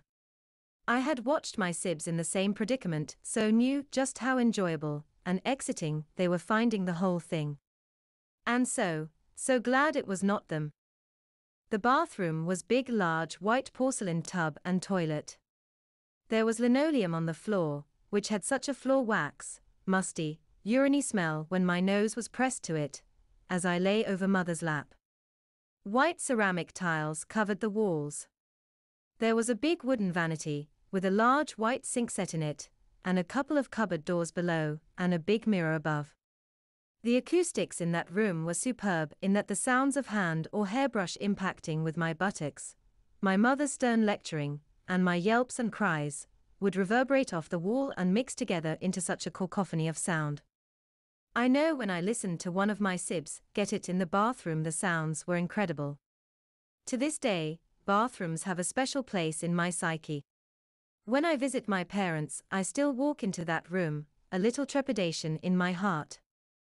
The lecture was always long and excruciatingly painful mentally, though not physically. Physical pain was yet to come. Mother was an expert in getting the truth and twisting your words to make them even more incriminating. I would stand in front of mother, hands wringing, shifting my weight from foot to foot, feeling the emotions rising from the pit of my stomach, and trying to choke back the tears, as I tried desperately to think of any way to get out of what was about to happen. She would cross and uncross her legs, as the tone of her lecture and interrogation rose and fell. I can still hear that soft swish from her nylons, as her thighs brushed together, and I glanced down at her large lap, picturing myself across it, yelping from the pain. Often father would be sitting in there, as would 1 or 2 of my brothers or sisters, pretending to do homework, or reading a book, but really focused on what mother was saying, and glancing from time to time taking in my discomfiture. I had watched my sibs in the same predicament, so knew just how enjoyable and exciting they were finding the whole thing. And so glad it was not them. Satisfied that I am properly prepared, mother pulls me to her right side. I shuffle, trying not to trip, because of my panties encircling my ankles. I look down at the skirt-clad lap below me. Time to go over. She half hauls, half pushes me over her lap. I kind of resist, but dare not. I place my hands on the floor on her left side and lower my bottom onto her lap. How hard the linoleum feels on my elbows and knees, and how soft does her lap feel on the front of my hips. She carefully adjusts my hips so that my bottom is ideally placed for a sound smacking. I clasp my fingers together to ensure my hands don't stray over my bottom to provide protection, press my head onto the floor, squeeze, and clench my buttocks as tight together as I can, to make a smaller target as possible, and pray for deliverance. It never came. LOL. As mother gazes down, she lectures some more, then raises her right hand, and smack cake, brings it down full across both the widest plumpest portion of both cheeks. No matter how often I am spanked, nothing can prepare me for the pain of that first smack. I try to imagine what it will be like, but when it arrives it is always 10 times worse than I remembered. The cane and strap are even worse if that is possible. Mother starts up a steady RYTHM of lecturing and spanking. I always try to be brave, but as the spanking continues and the pain increases I start to blubber, then really cry. I am aware initially that my brothers and sisters will be listening. I have heard them in distress often myself, but with the pain I really do not care what they hear. From my own experience I know now that mother smacked until her hand was too uncomfortable to continue. She then picked up the hairbrush from the side of the bath and delivered a few vigorous splats all over my bottom and halfway down my thigh. The pain is so bad, my fingers release and my hand shoots back to cover. Mother pauses and says, "Megan. 2 seconds to move that. 1. 2. Crack." I was too slow and feel the pain lancing up my arm from the crack on the knuckles she gives me. My hand withdraws rapidly and I hold it tightly with my other as the hairbrush continues its round of my buttocks and highs. By the time she finally stops, my crying is hoarse and I am one well-punished young lady. My mother had been a keen equestrian. However, when I was barely in my formative years, she was thrown from her horse. This, unfortunately, left her in a wheelchair, paralyzed from the waist down. On reflection, I feel at this time, I was lucky enough to have my father still around. If I had done something to warrant discipline, it would now normally be a case of being sent to my bedroom, with the classic words, "Wait till your father gets home." On the occasions that this happened, my father would come to my bedroom, put me over his knee, and smack me over the seats of my trousers. In all honesty, for a father, he was fairly gentle with me, thus the discipline he met out did not really do me much good. One day, I was out playing in the garden. Mother was there too and talking over the fence to our left-hand neighbor, who I called Auntie Deirdre. Auntie Deirdre was in her late 50s and had 2 grown-up children. Mother was moaning about my lack of discipline when I heard Auntie Deirdre say, "Jeff needs a much harder spanking." As you may be able to imagine, I certainly cocked up my ears at that remark. Mother then said something to the effect that my father did not much like having to discipline me. Auntie Deirdre went on the reply, "Well, if you really want him to be smacked properly, I will happily come round and do it. I can tell you, it certainly kept my 2 on the straight and narrow." By now I was really getting very embarrassed. So much so that I decided that it would be in my best interest if I moved myself further up the garden to avoid hearing the rest of the conversation. It was at that moment my mother shouted at me, "Simon! Come here!" Reluctantly and slowly I went back up the garden to where my mother and Auntie Deirdre were standing. Auntie Deirdre looked at me appraisingly, almost as if she was already sizing me up. Then to my horror mother came out with the following. "Auntie Deirdre and I have been talking. Your general behavior has been becoming quite unacceptable in recent times, and it is not going to be tolerated. So in the future, if you misbehave, Auntie Deirdre will be coming round to deal with you and will be giving you the smacked bottom you deserve. Do you understand?" I blushed deeply at the mention of something so embarrassing as corporal punishment, but managed a nod.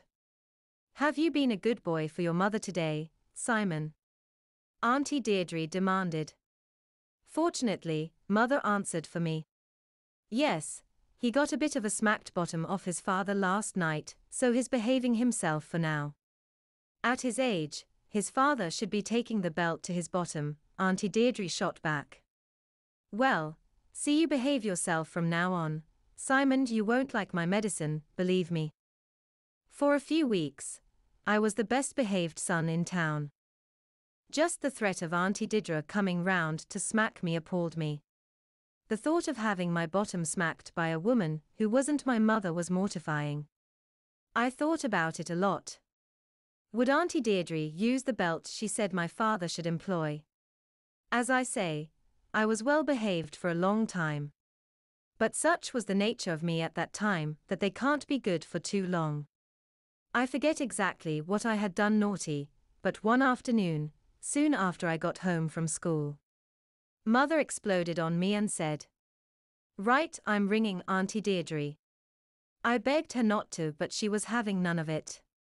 She scooted her wheelchair over to the telephone and made the call. It was a relatively short one. "Right, young man, sit on the sofa, and we'll wait for Auntie Deirdre to come." I sat there, misery personified.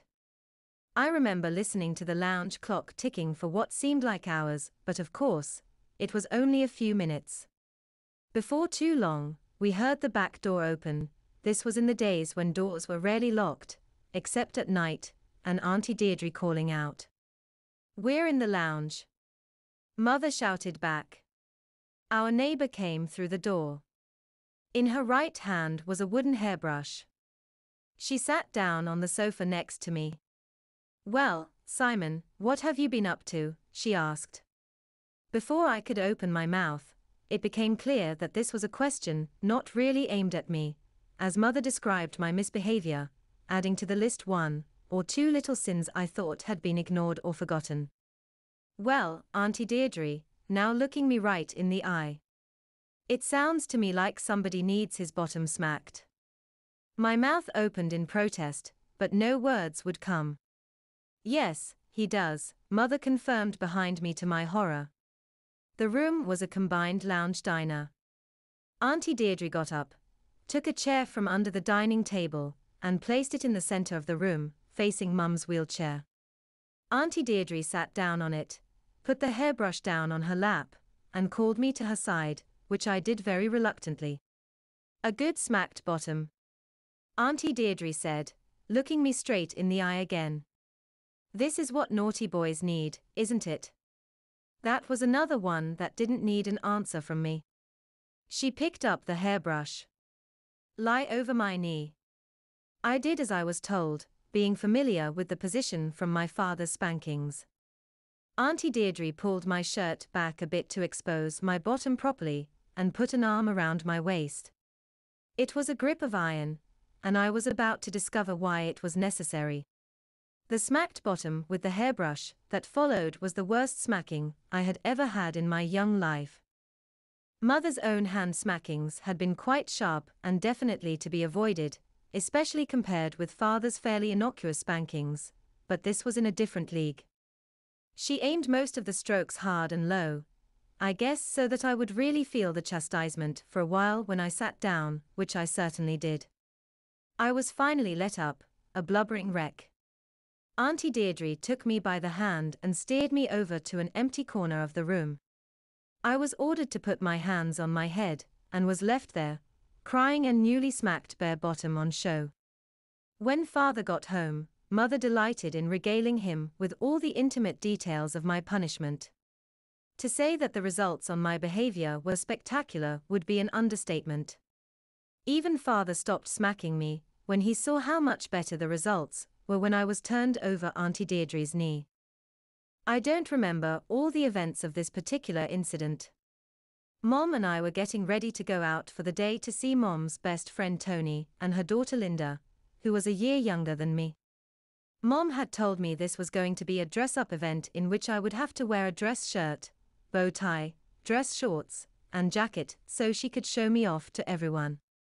I had taken my morning bath and was in the living room with Mom. Mom had just ironed my dress shirt and handed it to me to put on, as well as my shorts. I put the shorts on without any problem. Then I put the shirt on. It was very fancy, and had long tails front and back. I didn't think it was an issue, because Mom would tuck them into my pants in a minute. I remember chatting with Mom as she buttoned all the shirt buttons, helped me tuck in the tails, then zipped me up. Mom finished by putting on my bow tie.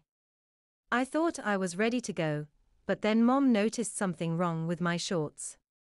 I thought they looked fine, but Mom was a perfectionist and told me to take them off again. I think they weren't ironed to her expectations. I dropped them to the floor and she picked them up, placing them on the ironing board. Mom told me to get my dress jacket and shoes while she finished ironing my shorts. I really didn't want to wear the jacket and argued with her. Mom wasn't having any of it. She gave me the look and scolded me for arguing and talking back. I sensed that a sore bottom was imminent, and I got it into my head that no way was I going to be spanked for this. I immediately ran into my own bedroom and hid in the closet. I was sitting on the closet floor when I heard Mom come into my room. After a few minutes, she walked out again, and I naively thought that this had worked and Mom wouldn't be able to find me. In reality, of course, she knew exactly where I was, and that my spanking could wait a few minutes while she went back to finish ironing my shorts. After a short while, Mom came back into my room, my shorts in her hand. She opened the closet door and saw me sitting there on the floor. I looked up and gave her my best puppy dog look of mute appeal. All she said was, "Eddie, come out now." There was no further place to run, so I had no choice but to obey her. "Why are you hiding in the closet?" she asked. "Because I thought you were going to spank me," I replied. She neither confirmed nor denied this, but it was pretty plain to both of us that a spanking was firmly on the agenda for me. Mom sat down on the bed and told me to come closer. "Eddie, you must never run away from Mommy again, do you understand?" This would have been the right time for me to apologize properly, but all I came out with was, "Okay." Mom looked at me for a few more seconds, as if thinking hard. I think she was concerned that if she put me across her lap, as she normally did to punish me, my shirt and bow tie would get all messed up, and she wouldn't have time to fix everything again before we had to leave. Eventually, she told me to turn away from her and face the closet. While I stood there, she put her left arm across my chest and slowly smacked my bottom 5 times over my shirt tail.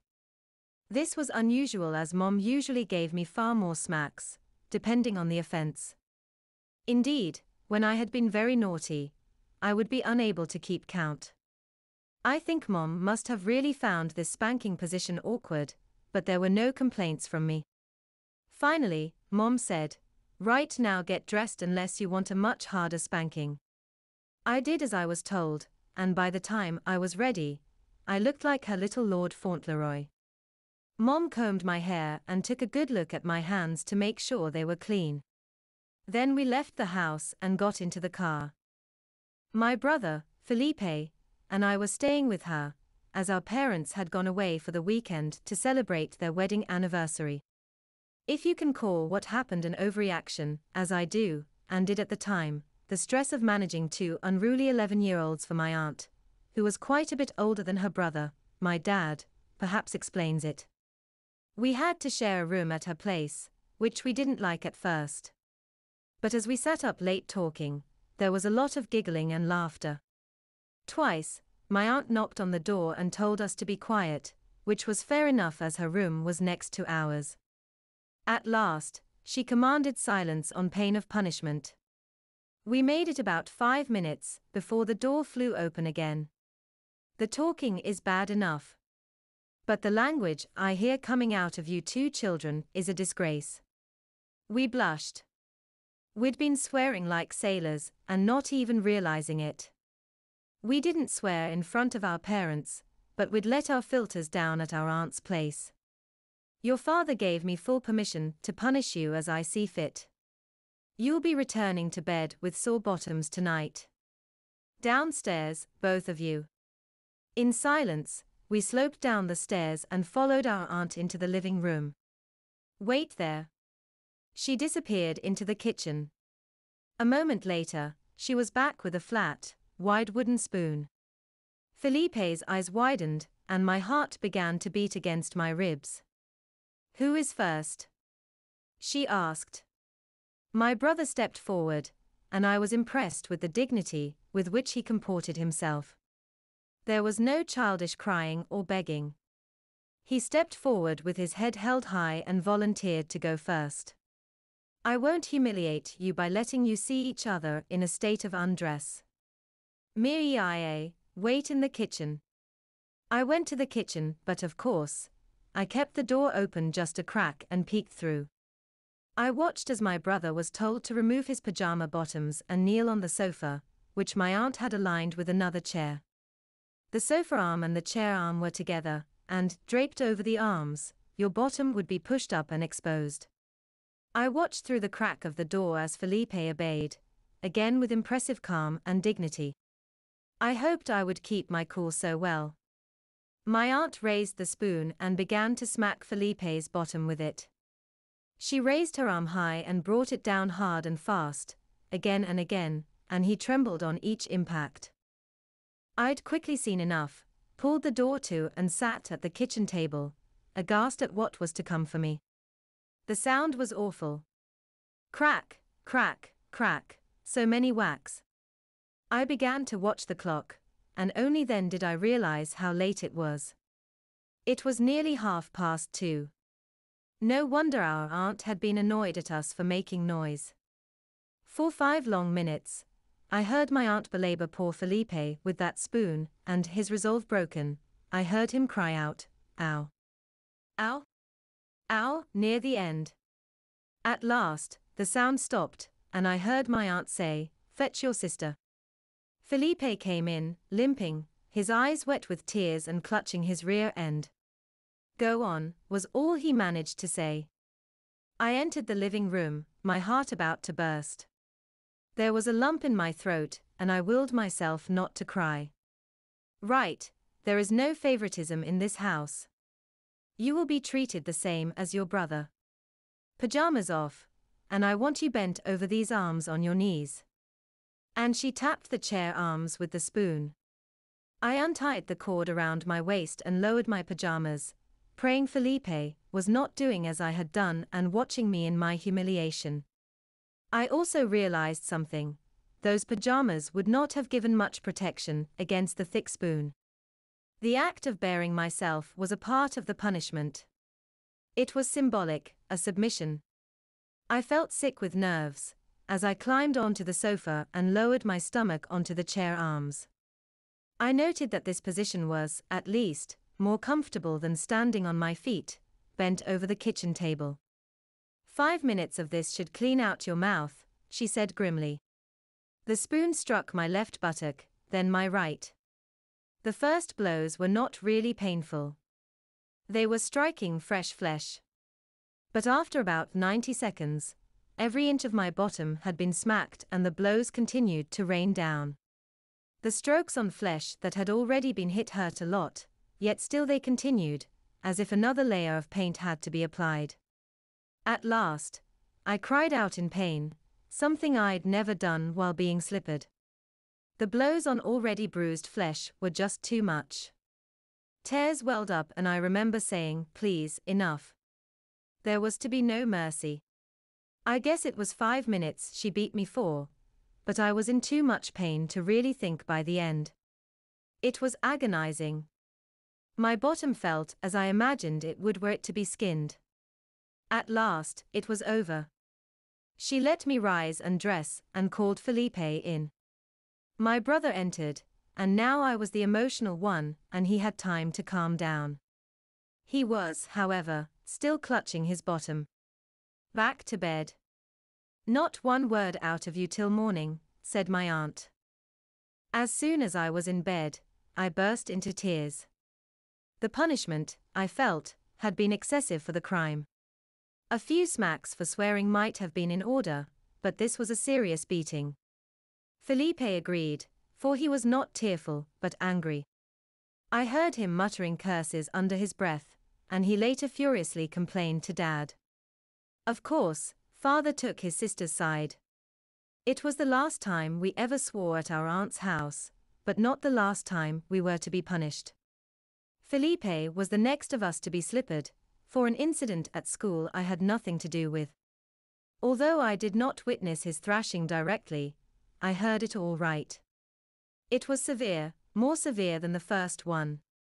I sat on my bed and listened from my room as the slipper strikes resounded through the otherwise silent house.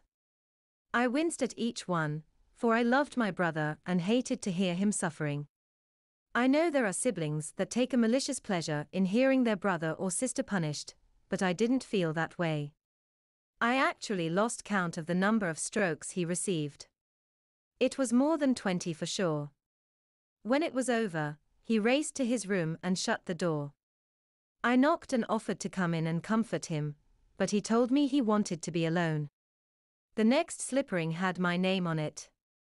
Felipe and I were 11, and just over a year had passed since our first experience over the kitchen table. To cut a long story short, I had a fight in school. It was with a girl called Pilar who, for some reason, had taken it into her head to be mean to me that week. She'd called me names. She'd started giggling when I was speaking in front of class. She'd drawn on my notebook. At lunchtime, she cut in front of me in the lunch queue, and that was the final straw. I pushed her out of the way. She reacted, pushing me back, and we fought. Kids and trays went flying, but we were totally oblivious, hitting and kicking each other. Of course, we were only 11-year-old girls, and it was not difficult to prise us apart. We were marched directly to the school director's office, and our parents were called and told we were suspended for the afternoon. My mum came and picked me up, and she did not look happy. I spent the afternoon in my room. I was torn. I was partly proud that I had stood up for myself. I was partly angry with Pilar for winding me up. And of course, I was nervous about what my punishment would be. Felipe had heard of the incident at school, of course, and when he got home he told me he was proud of me. He also warned me that my punishment was likely to be a thrashing, which I had guessed. Sure enough, my dad came home from work. Mum had called him at work, so he knew the whole story. He did, to be fair, allow me to explain my side of the story. He listened calmly, and then told me that I should have walked away and told a teacher. How easy it is for adults to say things like that when they don't have to face the other kids. My father told me to fetch the slipper from the green box in his bedroom closet. He also told Felipe to go to his room. As my brother closed his door, he whispered to me good luck, which I really appreciated. When I had the slipper, I stopped off in my bedroom to resignedly remove my knickers, knowing I had no chance of keeping them on downstairs. Right, young lady. 10 swats for fighting at school. Same position as before. Don't move. I bent over the table and braced myself. It wasn't as comfortable a position as the previous year. I was taller. I spared my dad the trouble and pulled my dress up to expose my bottom. Crack! The first swat landed, terrifically hard. It stung, and I remember wishing that Felipe was there too. We'd been punished together aged 10, and having someone sharing the experience had been comforting. This time, with my bottom receiving my dad's undivided attention, it felt lonelier. I gasped as the second stroke landed right where the first had. It was getting hot back there, and no mistake. The sound echoed around the house. There was no way my brother wouldn't be able to hear it. The fourth stroke landed higher, near my spine. My bottom was, shall we say, feeling very much alive at this point. The slipper was hurting far more than I'd imagined it ever could. Perhaps my memory was playing tricks, but this felt much worse than the first time. I closed my eyes. Stroke number 6 struck hard and low, and this time the floodgates opened. I began to cry. My dad saw my shoulders shaking and paused. Get on with it, please, I whimpered. The next was right across the middle of my stinging bum. I was crying, but my dad was not easing up. He was really going for it and striking me as hard as he could. Just a second later, I closed my eyes and tried to think of something else to take my mind off it, sort of tune out of the experience until it was over. I tried to imagine myself lying on the beach, but it didn't work, so I tried picturing Pilar bent over her kitchen table. The next was so hard I was thrown forward and any illusion was shattered. I was still, unmistakably, being spanked. The last one landed with as much force as any of the others. The slipper had left the skin of my bottom feeling like I'd held it close to a fire for 10 minutes. I have only a dim memory of my dad giving me permission to stand. I slouched up to my room and closed the door to have a good cry. Half an hour later, my brother knocked and I put a dressing gown on and let him in. He'd brought me some sweets and we hugged. I told him about the slippering and he told me, for the first time, what his second one had been like. He told me his bottom had been so sore he'd been unable to sit for 2 days. We agreed that we would try to make it the last time the dreaded black slipper appeared. Approaching my second year at university, I was really stuck as to accommodation. A planned house share had fallen through, many of the other options were too far away from the campus. I was a music student and needed to practice regularly, and there was no space left in the halls of residence. Finally, I came across a small ad in a newsagent advertising a room. The positives: it was cheap and about 2 minutes' walk from the rehearsal rooms. The negatives: it was in a family home, and that didn't quite fit in with my bohemian aspirations of student independence. I finally decided to call the number on the card anyway. As I say, things were getting desperate, and I had nowhere else to go once the term ended. The woman on the other end of the line seemed as surprised to get the call as I was to make it. In retrospect, I think she'd been hoping for, and expecting, a female lodger. Her name was Grace, a single mum of West Indian origin, and she had 2 young daughters. Shauna was 7 and her younger sister, Candy, was 5. I hadn't expected children and my heart sank further as Grace began to recite a plethora of house rules. This was going to be like being at home again. The room itself was fairly large, with a desk suitable for studying, but there was no en suite, so I would have to use the family bathroom and toilet like everyone else. In the end, I only took it because of that nagging voice within, telling me I had no other choice. The children were mixed race. Their white father had left for another woman, I gathered later, and he had no contact with his original family. Both girls were prone to giggling, but were generally amiable and well-behaved. I guessed Grace kept them on a pretty tight rein. I'd only been living there for a couple of weeks when it happened. We had just finished dinner, during which Candy had been pretty obnoxious, and as her bedtime approached, she overstepped the mark once too often. Grace exploded and drew Candy towards her, staring her straight in the eye as she scolded. For a moment, I thought that would be the end of it and the girl would be simply sent to bed. But without another word, Grace flipped her daughter across her knee. Grabbing Candy around the waist, Grace gave her a soundly smacked bottom. It didn't last very long, but by about the 3rd smack, Candy was crying bitterly. Once the punishment was over, Grace sent both girls to get ready for bed, Shauna following in short order, as she didn't dare to disobey. After the crying had receded upstairs, Grace came over and sat next to me quite close on the sofa. She apologized if she'd embarrassed me, but added that it was a sight I'd have to get used to. I'm sure Grace must have noticed my reaction, because she then began to ask me about my own childhood, in particular the smackings I had received from my own mother until little more than around 5 years ago.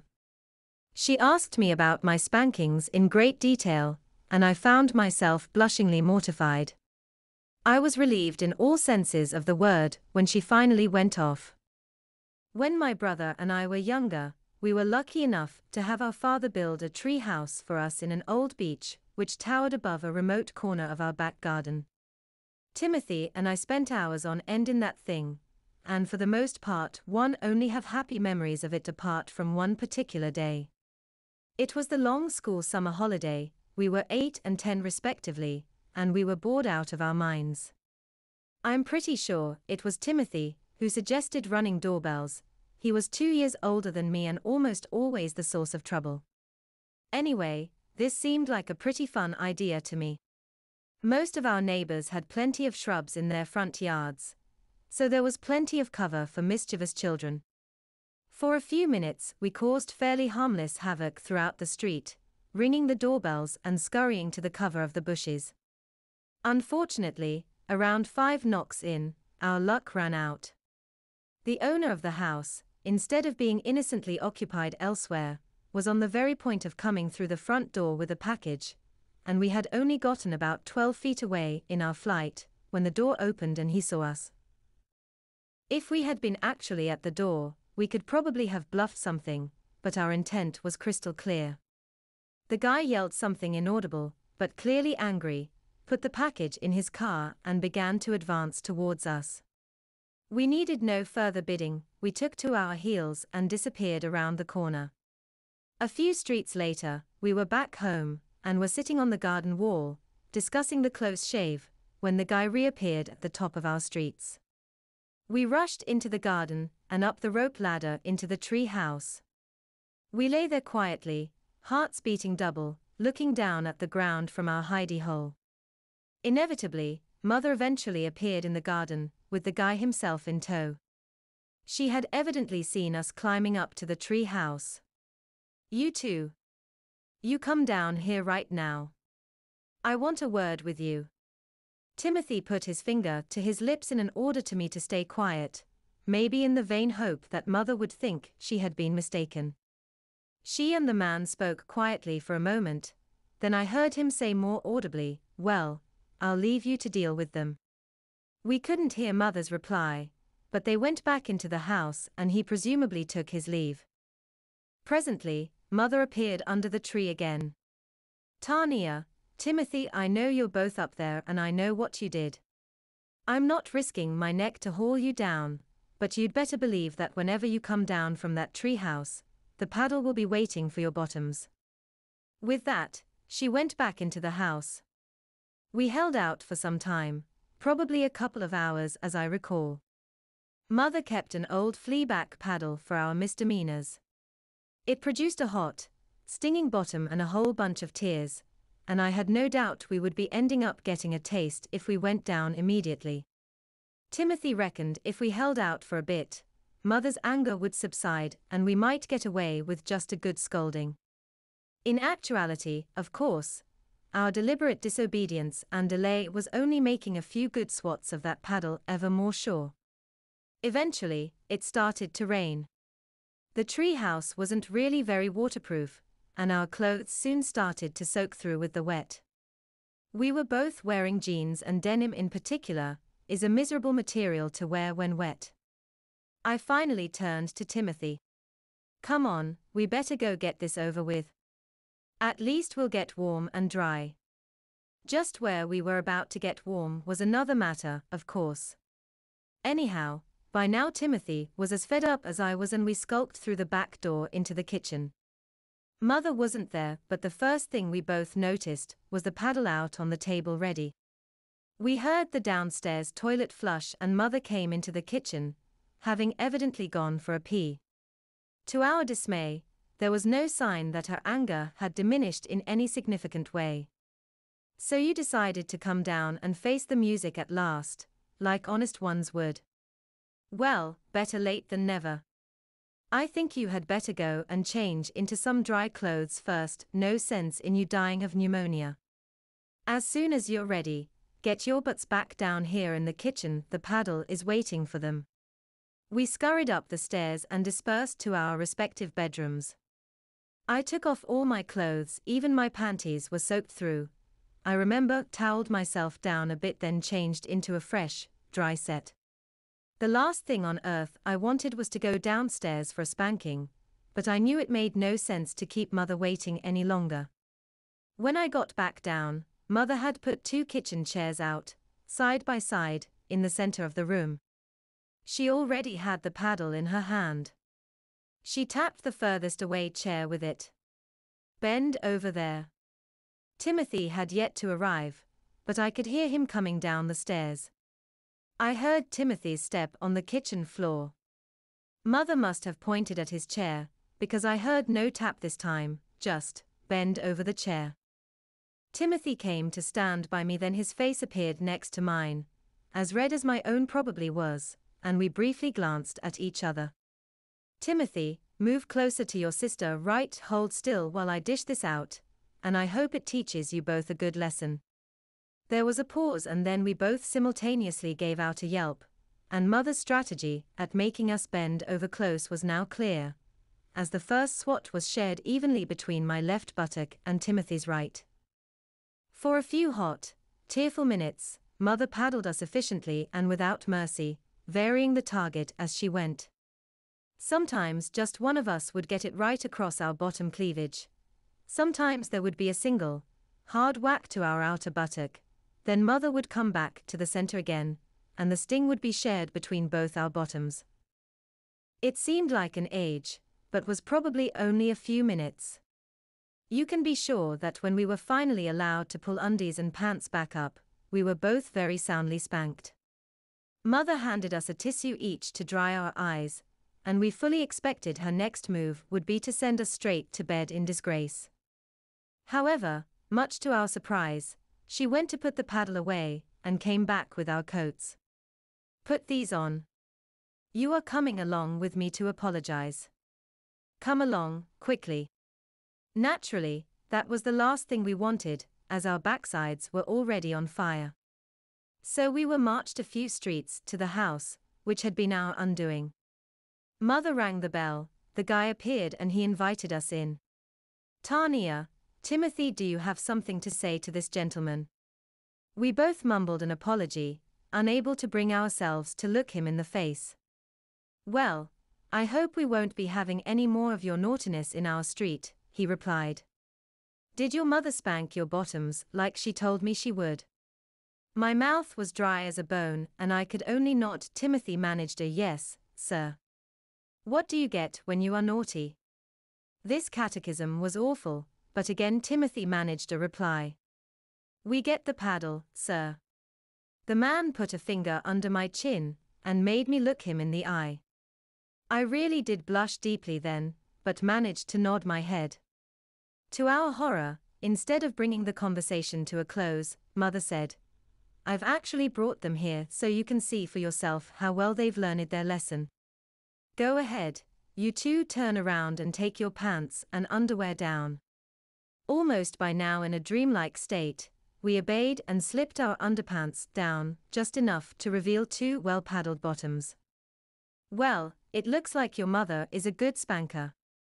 Now then, you better go and I never want to catch you doing that again, do you hear? We both nodded, pulled our pants up, and now thoroughly humiliated, we were marched home, where we were at last sent to bed with no supper. Just when we thought the day couldn't get any worse, when Father got home he came in to see each of us in turn and the paddle was used again. This time, I was over his knee. The paddling we got from Father wasn't as bad as Mother's punishment, but on top of an already very sore bottom it came keen indeed. I was with two of my friends in the kitchen.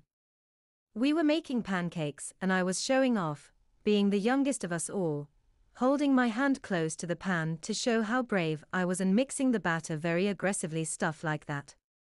My mum saw what was happening, she motioned me over to her and gave me a quick scolding. You had better start behaving yourself, or you're going to be sorry. For a while, I was careful not to do anything naughty, but after 10 minutes, Mum went back out into the garden. I didn't think she could see me, so I went back to showing off again. Unfortunately for me, she plainly saw what was happening through the dining room window. Mum came back into the kitchen, and without a word opened a drawer. She got out the wooden spoon kept for smacking my bottom, gripped my arm tightly and led me to my bedroom. Once there, she sat on the bed, put the spoon next to her, and gripped my wrists, standing me in front of her and scolding me like a much younger child. You're a very naughty boy. You know better than that. You must behave in the kitchen, it's very dangerous. I nodded and pleaded that I had learned my lesson, and would never be naughty again. Mum looked at me straight in the eye and replied, "I'm going to make sure of that." She pulled me closer to her, but kept me standing up. She smacked my bottom over my pants about 10 times with the spoon, lecturing between smacks. I started to cry out and bawl. No doubt my friends, still in the kitchen, were listening, fully aware now that their only slightly younger friend was being smacked, just like a little boy. After delivering the smacks, Mum went out into the kitchen to return the spoon to the drawer and send my friends home. She returned a few moments later, and I was still crying heavily. She sat on the bed and gestured for me to come over for comfort, and I did, hugging her tightly, crying into her shoulder, and promising that I would now be a good boy for her.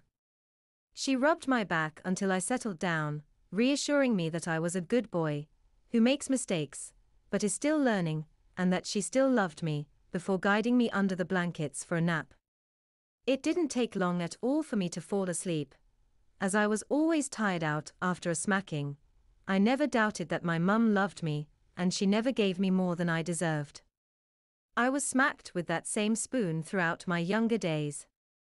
I was caught playing on the railway line, and Mum gave me 2 train lines with a bamboo cane across my backside for punishment. Well, that wasn't the last spanking received, but I never got the cane again. It was always there as a threat, but after that very memorable spanking, it was back to the good old slipper. There was, however, a dramatic change in the way I was spanked from then on. Mum must have decided that because I was getting older, and therefore rebellious, she needed to be harsher with my spankings.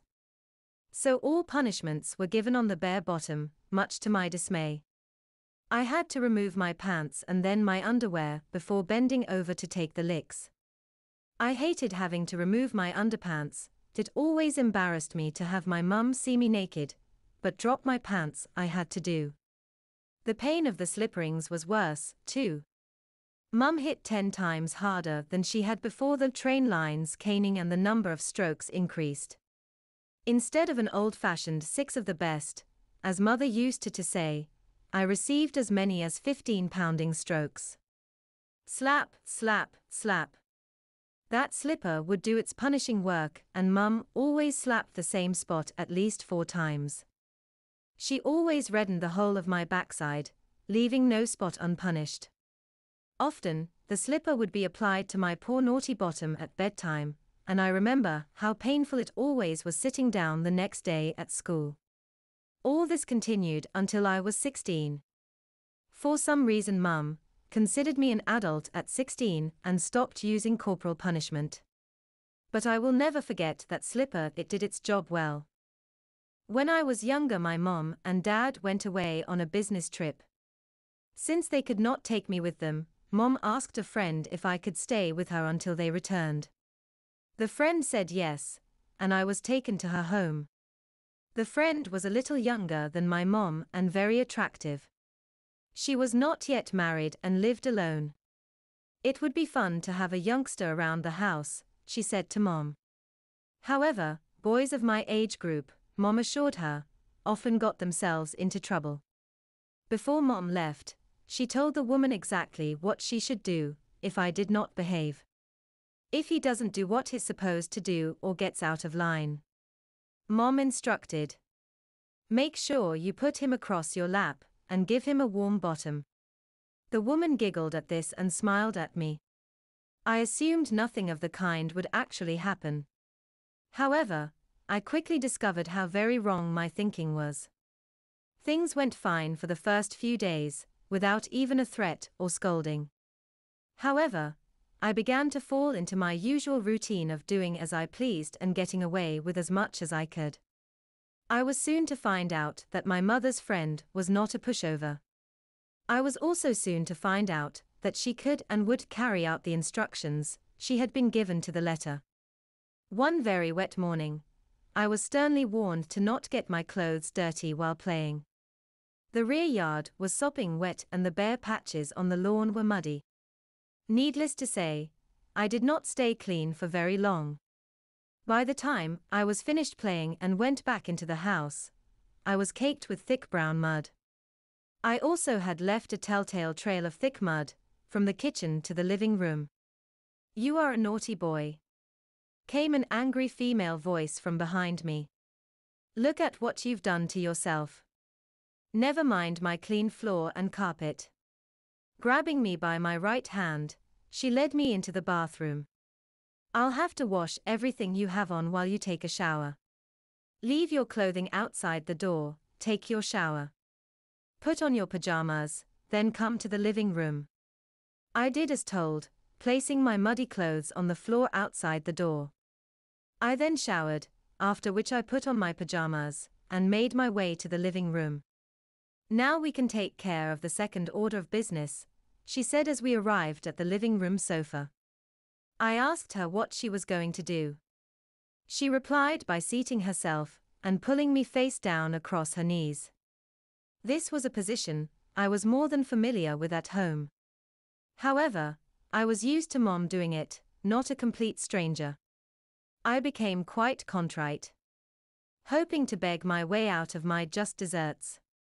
But Mom's friend was not buying into that. She encircled my waist with her left arm, raised her right, and her open palm came down across the summit of my left buttock. Yelping from the sting, I pleaded with her not to spank me. However, my pleas were to no avail. Her hand began coming down briskly and readily and alternated from cheek to cheek. I began to cry and wiggle as the sting spread and my cheeks burned. Each spank was a white-hot needle. There was no escape. I can't say for sure just how many spanks I received that day, but it seemed to go on forever. Finally, I just lay there taking them, gritting my teeth. I promised I would never disobey her again. Then it was over. The last spank fell. I heard my own breath coming in gasps. She left me there over her lap for a minute, then helped me back to my feet. Then I was hustled into a corner. There I stood for a while, to ponder on what I had done. She did not tell Mom she had spanked me. She feared Mom might spank me again if she reported the incident. She explained that I had been spanked for my misdeed, and the case was closed. This is my recollection of a good spanking my mom gave me. I consider it as one of the most educational things ever in my life. I was the oldest child in my family, one brother and one sister, and Mom spanked me for anything and everything. I got it at least once a month from her. My brother and sister never got spanked, even if they did or didn't do the same exact things that I got spanked for.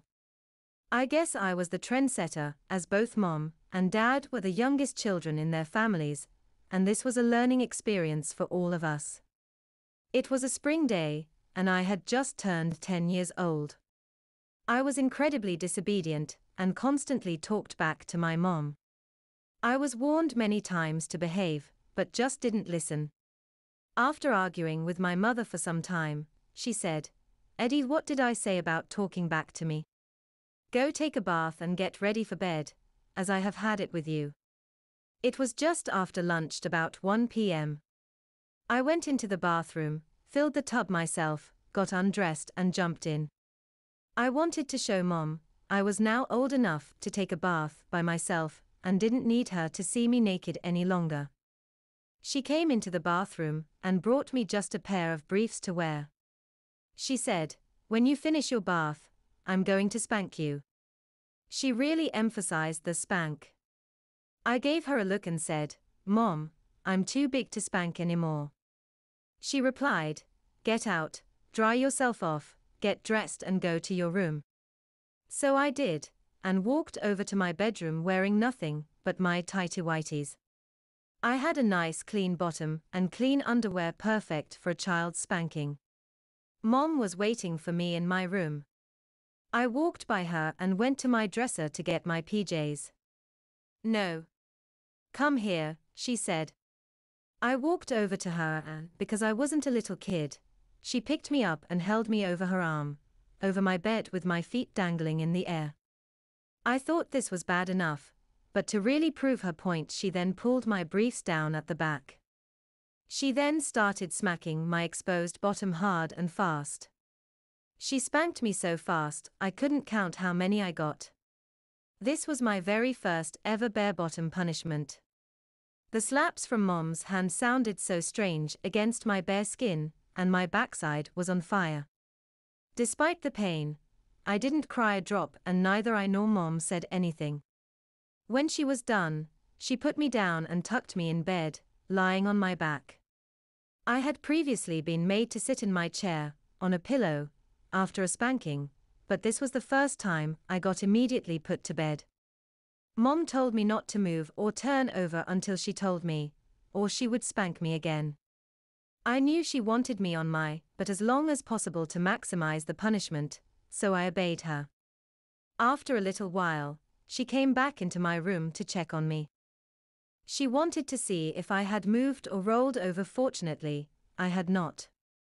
Mom made me stay in my room all afternoon, and through the evening no supper for me. I heard my father come home much later on, and I'm sure she discussed my spanking with him. I stayed in bed until the next morning, when Mom told me it was now okay to get up. I went into the bathroom to pee and brush my teeth, then into the kitchen. Mom asked me what I wanted for breakfast. I chose cereal and sat at the kitchen table in my briefs, like nothing at all had happened. Mom sat with me and starting talking to me about the previous day. I only remember her saying, "Bad boys get good spankings." To me, a good spanking meant moderate, over pants and maybe 10 smacks. Because I got many more than 10 smacks on my bear, but it would be true to say I got a significant, extreme spanking. One thing is for sure, though I never talked back to my mother again, so I certainly learned the lesson that sore bottom was intended to give me. Sarah and her best friend Jessie entered West High School for the first time. The two girls had grown up together and played together since they both could remember. They hung together around the gates, nervous as they awaited the bell. They looked around and saw other older students. Girls with larger chests and boys that just smiled down at them as if the girls were at a lower level. Sarah and Jessie shared similar interests, but lately Jessie seemed to think about other things. She thought about makeup and boys, rather than dolls and games. This had somewhat strained the relationship during the summer, but the girls were closer together for their first day at high school. The new students, all as nervous as each other, were assigned to different classes. Sarah was hugely disappointed that Jessie was in a different class, as they were always in the same class at their previous school. Sarah sat quietly by herself the first period and listened attentively to the teacher, as the class was shown around. She was naturally shy, and did not talk to anyone during the morning classes and introductions. Sarah was busting to see Jessie at morning break, just as Jessie was. Sarah waved her long brown ponytail. She noticed how Jessie, when she found her, was with another girl and 2 guys already. She noticed how pretty Jessie was, with blonde hair and a well-developed body. Sarah really envied her physical characteristics. "Sarah, this is Michael and Stephen and Rachel," Jessie said. Sarah offered a shy and nervous hi. Jessie sounded so confident. Jessie then introduced her new friends to Sarah. Jess, can I see you for a second?" said Sarah to her friend. "Excuse us," said Jessie. The others just smiled. "What is it?" Jessie said to Sarah. "So are you going out with one of those guys?" Sarah asked. "Yeah," Jessie said, "I think Stephen really likes me." Stephen was a cute boy in Jessie's class. Sarah listened to the other 4 talk on and on non-stop for 10 minutes, but she had had enough of the others ignoring her. She called over her friend again. "Look, Sarah," Jessie began, but Sarah interrupted her. "Why do you ignore me like this?" Sarah said. "Look," Sarah was furious. She went to touch Jessie, but she hit her very hard, and her friend went tumbling to the ground. "What was that for?" Jessie screamed and shoved her back. Within 20 seconds the pair were rumbling on the ground and clawing at each other. A teacher broke them up as a crowd gathered round. They were sent to the principal's office. "Mr. Jackson, the principal, how could this happen to two good friends on your first day here?" he asked rhetorically. He called both of their parents and explained the situation. Both girls dreaded going home. They spent the rest of the day scared of what might happen at home, and were not interested in their school day. When Sarah got home, she quietly slipped up to her room to begin her homework, hoping her mother would not see her. But she had noticed. Being a single parent, she was responsible for all the discipline in the household, for Sarah and her sister Bonnie. The discipline usually meant a spanking. Sarah's mother knocked on her door. "Sarah, I think we have something to discuss." Mrs. Timms entered the room and sat on Sarah's bed, and explained why she was stupid and virtually said what the principal had said earlier in the day. "For this, love, you will receive a firm spanking over my knee, but first I have an extra treat in store."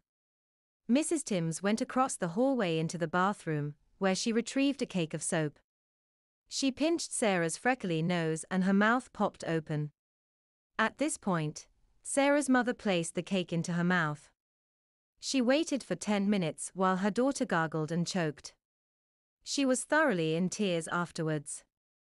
Sarah's mother wasted no time, and she was stretched over Mrs. Timms' well-accustomed knee. Mrs. Timms picked up Sarah's large, thick and flat-backed hairbrush from on top of her desk. She began the spanking. Crack went the brush. Sarah instantly yelped in pain, and she burst into tears again. Crack, crack, crack.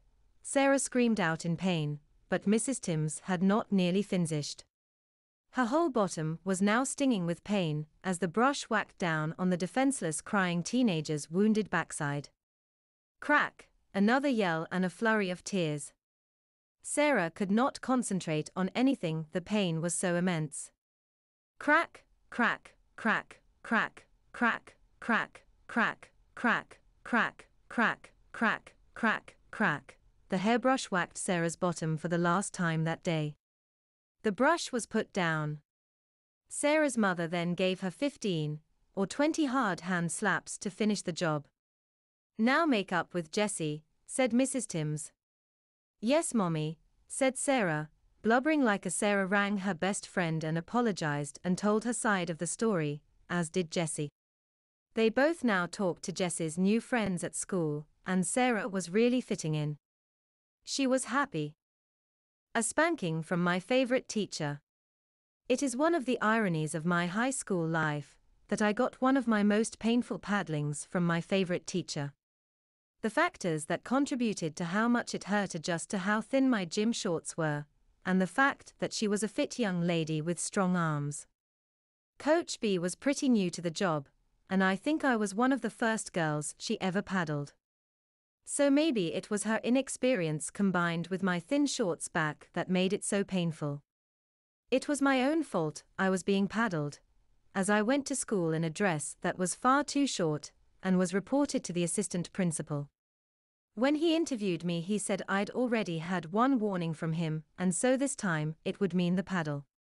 I did point out that the dress I had on was longer than the cheerleader's uniform we were allowed to wear on match days, but that didn't seem to cut any ice with him.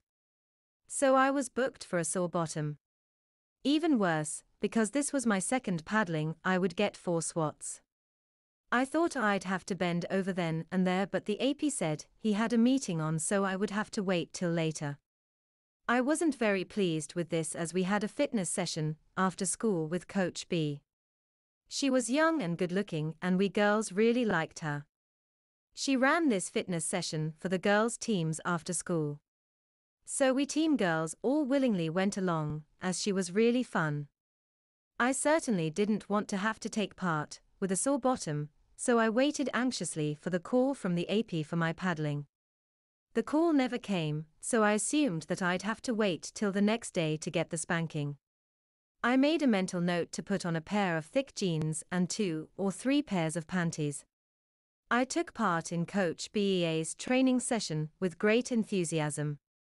However, when it was finished and everyone was heading for the changing rooms, she called me over, and with a somewhat embarrassed look on her face told me that the AP had asked her to look after the girls' things that day as he had meetings on. She said she had dealt with another girl before she left, but hadn't wanted to spank me before the workout. She probably thought I wouldn't work out too well with a sore bottom, but she had to do it before we left school. I thought it was a bit sad. I really liked her, and I think she liked me too, was a student, and now although I hadn't done anything wrong in her class, she had to spank me. Anyway, we went into the office, where she rang through to one of the secretaries to come to act as a witness.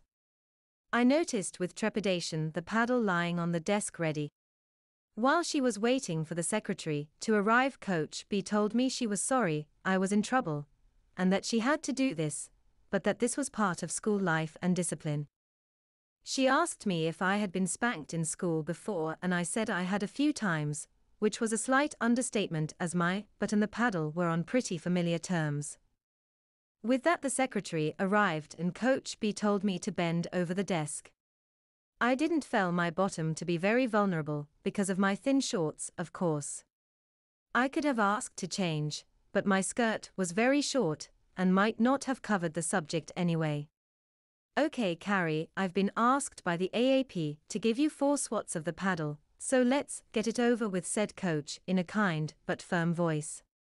I felt the paddle rub on my bottom, then a good solid whack. Boy, it hurts so much. I yelled and jumped up, clutching my bottom. Tears in my eyes as I felt the heat spreading through my cheeks. Coach B told me to bend over again, and repeated the process and whop. It hurt quite a bit more than the APS spankings, and the tears flowed freely. He process was then repeated for the 3rd swat, and I instinctively jumped up again, clutching my bottom in floods of tears.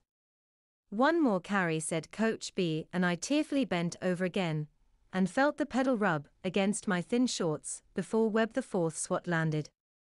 It hurts so much.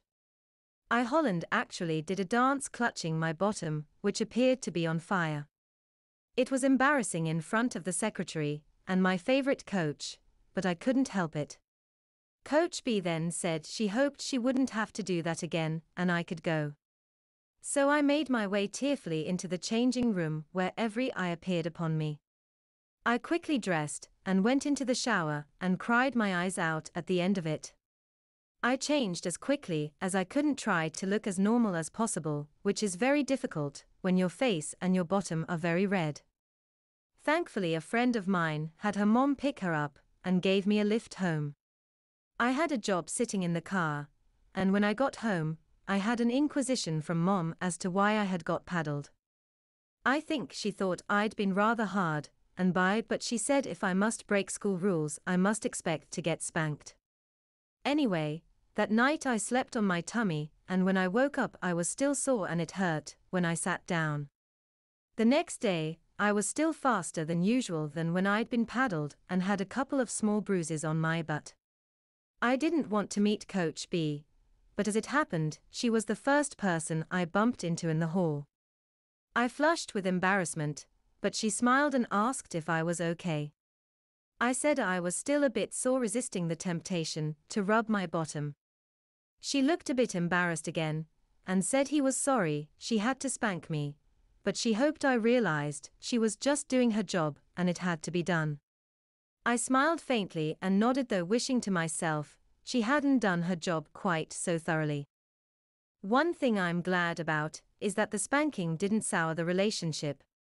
In fact, I was still in touch with her after I left school during my first year at college, and we actually became quite friendly despite the fact she could give a heck of a but spanking, and that first time was by no means the last. St. Thomas Aquinas School for Boys was a small boarding school outside New Orleans that ran from the mid-19th century to the late 1950s, when it finally closed down in a period of reorganization by the local bishop. With fewer and fewer parents willing to send their boys away to boarding school as early as the 7th grade, St. Thomas lost too much of its enrollment in the lower 3 grades to continue. In its heyday, the school had only about 250 boys, most from well-to-do southern homes. The school was organized into 2 separate campuses divided by a private road. The lower school was located on one side of the road and the upper school on the other. All the teachers, dorm floor mistresses, and house mistresses were nuns, as was the school nurse. While the school accepted a small number of day students from the area, most students were boarders who lived in 2-story dormitories, each with a central staircase flanked by wings of alcoves on both levels. Unlike separate rooms with doors, alcoves had curtains, making it easier for the floor mistress to carry out surprise inspections after lights and at all times of the day. The upper school has 3 dorms, the lower school 2. With 10 alcoves to a corridor, each dorm housed 80 boys. Each corridor of alcoves has an apartment at one end where the floor mistress lived, 4 to a dorm. The floor mistresses, in turn, reported to the house mother, usually an older nun who lived in a more extensive lodging attached to one end of the dormitory. The school also included a good-sized gym, a library, 2 classroom buildings, each with a large study hall, and an infirmary with a full-time, live-in nurse. The normal method of discipline in the middle school was corporal punishment. These ranged from simple hand spankings and slipperings to more extended paddlings. For the larger boys in the upper school, work details around the campus were assigned for any misbehavior. In this way, the school saved considerable money on upkeep while instilling good work habits. For some parents, work details were not good enough, and they made special arrangements with the headmistress for the school to continue using the same methods of discipline used in the lower school. While most parents were happy to have their boys switched over to work details at age 16, about 1/5 of the boys were still subject to spanking through the 10th grade, and a handful even after that. The worst part about being spanked in the upper school was the humiliation that came from having your peers know all about it and being teased by them. All boys wore the same uniform 7 days a week, regardless of their age. The uniform consisted of brown or black tie shoes, dark socks, gray flannel pants, or shorts in warmer weather, a white, button-down shirt, a blue school necktie, and a navy blue blazer with 3 brass buttons. Normally, all 3 buttons were unbuttoned when the jacket was worn. This allowed the school to add a little humiliation to its system of punishment by what was known as button boys. Button boys were those who had been caught in some mischief and sentenced to a spanking or to a work detail if they were in the upper school.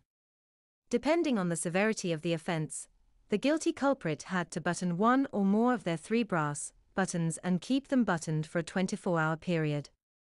Any button boy caught with a punishment button unbuttoned was immediately sentenced to 3 buttons. This system of button boys gave the school administrators a quiet yet highly effective way of publicly marking any boys due for punishment. Since older boys had to do work details, buttons weren't a big problem. Some older boys even used them as badges of honor. But for boys in the lower school and older boys whose parents requested that spankings be continued as a method of discipline, it was highly embarrassing to walk around campus all day with 1 or more of one's shiny brass buttons secured in the buttonhole. Even 100 yards away, it was immediately apparent to all if someone's blue blazer was buttoned up. Needless to say, button boys in the lower school received a great deal of teasing from the other boys. They were also subjected to embarrassing questions from the other nuns. Buttons were assigned as follows. For lesser offenses such as lateness for class, meals, or for chapel, messy rooms at the morning inspection, incomplete or sloppy homework during class, poor performance on tests, failure to pay attention, or whispering or passing notes in class, the nun present simply said, "That's 1 button, Billy Wilson." Or Samuel Johnson, "You may fasten a button up for that little stunt." The name of the guilty party and the nature of the offense would also be noted in a little black notebook. For more serious offenses such as back talk, rudeness, getting out of bed after lights out, or talking in the chapel, the culprit had to fasten 2 of the buttons. And for the most serious misbehavior such as swearing, fighting, lying, cheating, smoking, masturbating, or possession of contraband like girly magazines, alcohol, cigarettes, or transistor radios, the unfortunate boy was assigned 3 or more buttons. Since the jackets only had 3 buttons in front, offenses that merited more than 3 were simply carried over to the next day. In theory, there was no limit on the number of buttons one could earn in a single day, though few boys had ever earned more than 5. For younger boys, 1 and 2 button offenses were handled by the boy's floor mistress after dinner in the privacy of her apartment. Older boys were assigned work detail in the afternoon instead of sports. Every night, after the boys had cleared the tables in their large, communal dining halls, all of the boys except younger button boys reported to the main classroom building for an hour of study hall in one of 2 large halls. Button boys were escorted back to their alcoves by their floor mistress and told to change into their pajamas. After a half-hour of study, they reported to the private apartment of their floor mistress at the end of their floor at 7:30. Any boy caught in a 3-button offense stayed in his alcove until he was fetched by the house mother, who took him by the hand to her private quarters. With 10 boys on each corridor, there was often at least 1 button boy knocking at the door of each floor mistress at 7:30. And with 40 boys in each of the dormitories, the dorm mothers had a 3-button offense 2 or 3 times a week. While each nun had their own way of administering corporal punishment, an unofficial school policy ensured a fairly standard system was applied throughout the lower school. Floor mistresses invariably began with an extensive review of the culprit's misbehavior and a lengthy scolding. After the nun told the youngster how he would be punished, she usually placed him in the nearest corner for 10 or 15 minutes of corner time. If another button boy was waiting, he was usually brought in immediately and the process repeated while the first child waited in his corner.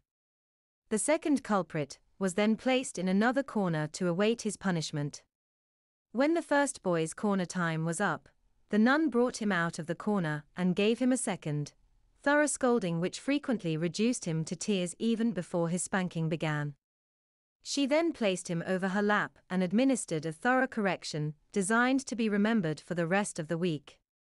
There was no exception to this basic rule. And there was a minimum of 5 minutes of spanking for each button. The rest was up to each nun. Some used corner time afterward as well. This increased the boy's humiliation, while reminding him of his juvenile status vis-a-vis an older, fully clothed, mother figure. If 2 boys were due for a spanking, some nuns spanked each culprit in the same room, with the other boy doing his corner time. Others took the first boy into another room and spanked him there before bringing him back to the little parlor and fetching the second culprit. Generally, the more serious the offense, the more humiliation was used to ensure the lesson lasted long after the administration of discipline. With 3-button offenses, spankings were always administered by the dorm mother. As with lesser offenses, extensive scolding and corner time were used, both before and after. 3-button punishments always began with 30 minutes of bare-bottom corner time followed by sound, 5-minute hand spanking, and another 10 minutes of corner time. The house mistress then switched over to a paddle, slipper, or hairbrush to administer a second 5-minute spanking. She then returned the sobbing culprit to the corner for another 10 minutes. The punishment ended with a final 5-minute paddling, slippering, or hair brushing followed by a half-hour of corner time. All in all, a 3-button session with the house mistress usually lasted an hour and a half, and was remembered for the whole semester. Few boys committed 3-button offenses more than once a semester. Though most boys managed to stay in place over the dorm mother's knee during a hand spankings, many lost control during the second and third installments of a 3-button punishment when the house mistress used a hairbrush or paddle. Any boy who tried to get away during a paddling or who reached back with his hands more than twice, was transferred to a paddling bench, which the school carpenter had made for each of the dorm mothers, including the upper school dorms for those boys whose parents requested spankings. Each spanking bench was a padded, horse-like structure about 1 foot wide, 4 feet high, and 5 feet long. Each had soft, padded, leather restraints attached to the 4 legs with a wide strap to hold the culprit's waist securely in place. Once a boy was strapped onto a spanking bench, there was nothing he could do but sob his way through the rest of his paddling. Though the floor mistresses did not have spanking benches, they often used a handkerchief to secure the hands of larger boys before putting them over their knees. If necessary, they also placed their right leg over the legs of the squirming culprit to make sure he stayed in place during his spanking. With boys sentenced to paddlings over the bench, any corner time was served while strapped in place on the bench while the housemistress went about her normal business. Since corner, or bench, time lasted a little more than an hour for 3-button offenses. It was not unusual for others nuns to come and go from the apartment of the housemistress while a sniffling, red-bottomed boy lay strapped over the spanking bench for all to see. Because many boys came from far away, there were always 4 or 5 who could not go home for the 4-day holidays at Thanksgiving and Easter. Some even had to stay for a week vacation in the spring. Though most of the nuns and dorm mothers were also off on holiday, school policy required 2 dorm mothers to remain in residence. Those few boys who had no home to visit during Thanksgiving or Easter simply moved in with one of the 2 dorm mothers, or with the nurse at the infirmary. In the privacy of a house mistress's home, and in the absence of enough staff to supervise work details, older boys were handled just like younger boys when they got into mischief. Knowing how embarrassing it was for an older boy to be treated like a younger one, the house mistresses were all too happy to punish the slightest naughtiness in an older boy with a spanking. For minor offenses, the correction was administered in the spot, with the housemistress putting down what she was doing, spanking the culprit, and putting him in the closest corner. A punishment nap followed no matter what time it was, unless it was after dinner. In that case, the well-spanked culprit was undressed and put right to bed for good. For more serious offenses over the holiday, it was possible to employ more extended corner time, before and after a spanking, or to divide the spanking up into an immediate spanking and a later bedtime spanking after dinner. To free up time for themselves, the housemistresses always used afternoon naps and early bedtimes for younger boys who were visiting. Other forms of juvenile punishment included the use of nightly sponge baths and one-piece sleepers, which the school had obtained from Sears for normal use in the infirmary. Thus, an older boy staying over with a dorm mother for spring vacation could find himself undressed and put into a sleeper each afternoon and again in the evening after his nightly bath. All of the sleepers had flaps in the back for easy spankings. My name is Brenda, and I was born in 1954. I received my early education at a Catholic parochial school in a small New England town. During those years, I received corporal punishment at school only once. That was in the 3rd grade, but my story really begins a year earlier. In 1961, I began the 2nd grade at St. J. School. Unlike the previous year, when we were immature 1st graders, my classmates and I were allowed to attend school assemblies. They were held in the gym, and we all stood 8th graders in the front, 2nd graders in the back, and everyone else in between for prayers, the national anthem, and announcements.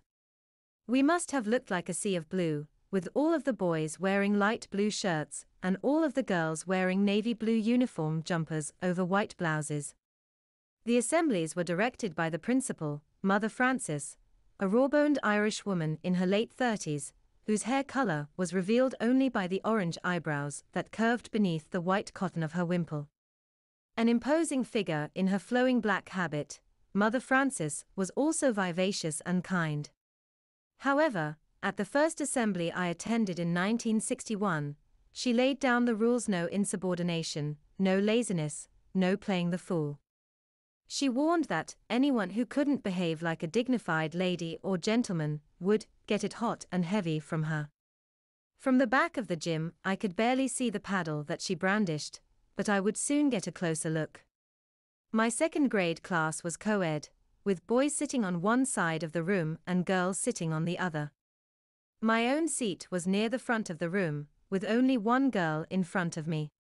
We were a fairly well-behaved group, but one boy, Patrick, just couldn't stay in his seat. He was scolded, he was made to stand in the corner, and still he couldn't resist getting up to peer out the window. By the third week, Mother Mary Agnes called in the principal. In a routine that would soon become familiar, Mother Frances ordered Patrick to come to the front of the room. After scolding him for his lack of self-control, she told him to get on his hands and knees with his back to the classroom. She then lectured the class on the importance of remaining in our seats, and all the while she waved her wooden paddle in the air. I could see it clearly now. It was dark brown, not quite as long as her forearm, and about 4 inches wide.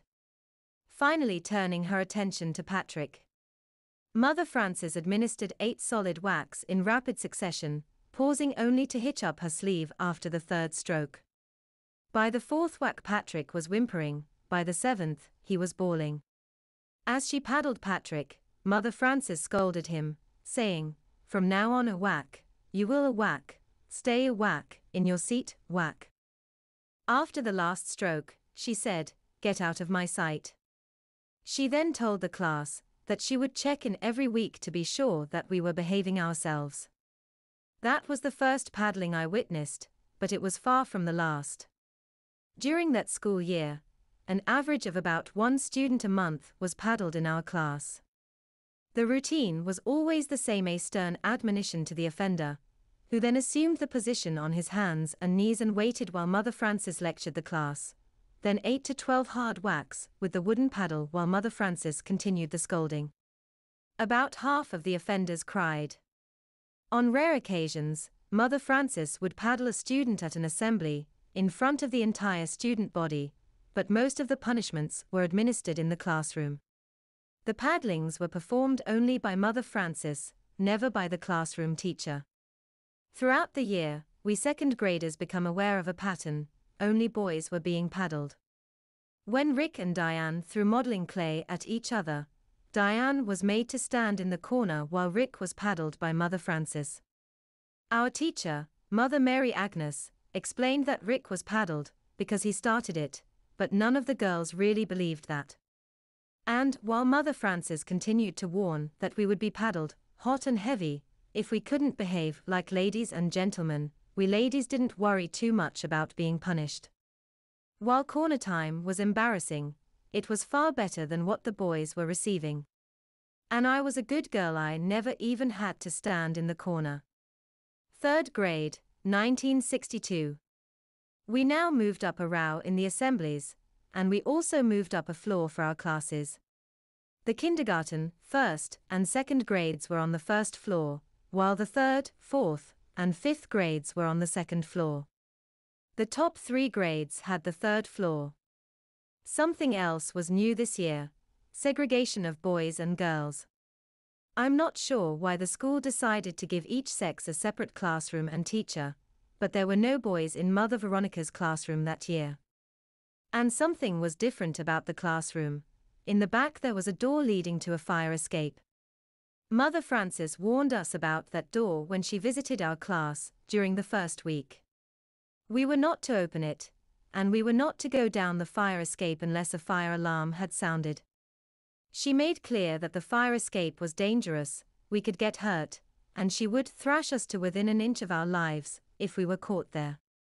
Apart from that warning, she seemed more mellower than she had when she addressed our co-ed class the year before.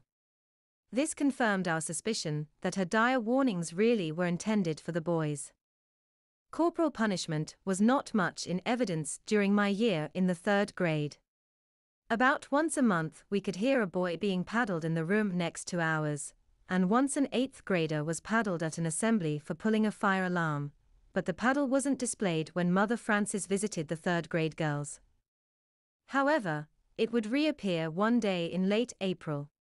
Spring fever was rampant. The last traces of snow had disappeared, and the weather was warm enough to allow us to play outside with only a light sweater over our uniform jumper.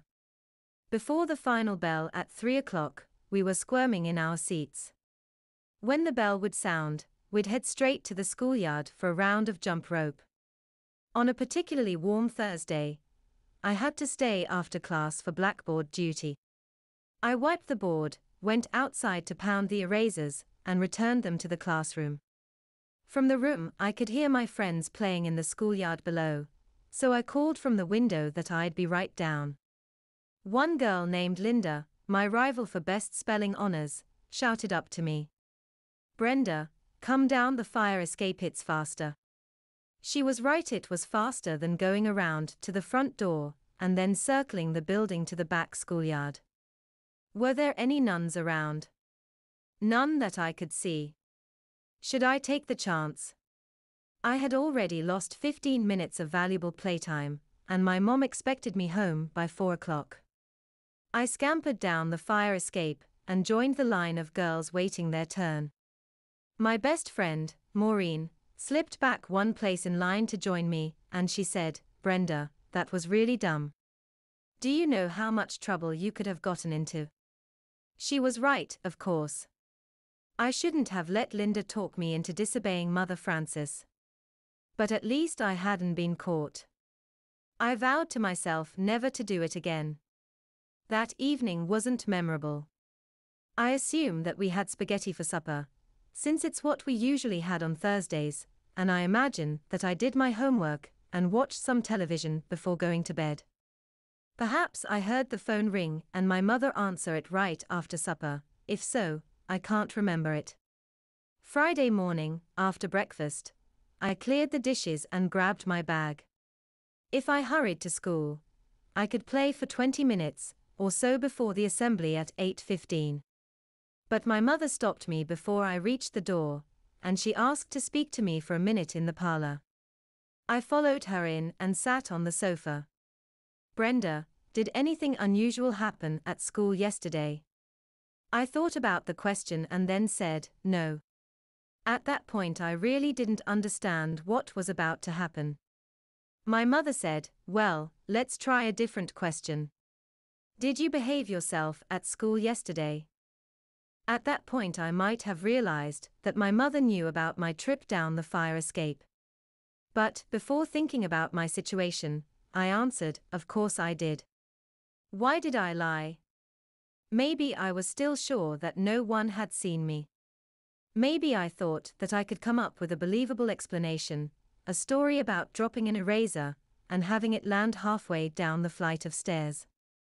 But, before I could offer another lie, my face gave me away.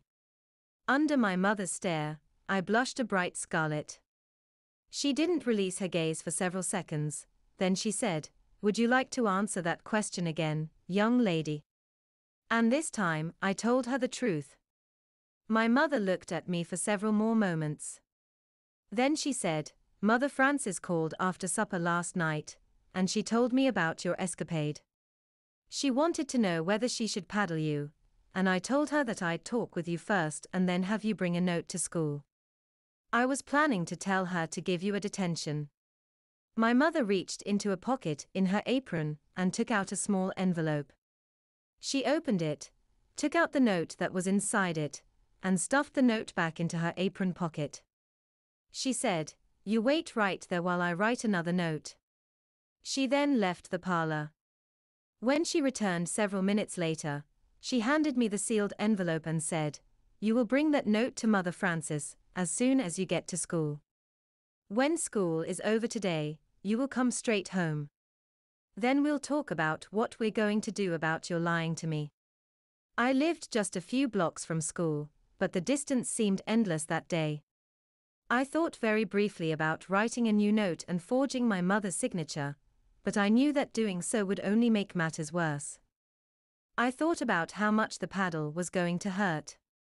I had never been hit before, not even spanked. In fact, my parents had never hit any of my siblings. I thought about how angry my mother must be since she was allowing the principal to paddle me. Then I thought about what I was wearing. I reached back and touched the seat of my jumper, but there were no pockets there. I thought about stuffing paper into my underpants, but I was afraid that I would get caught. So much for any thoughts of adding padding to soften the blows.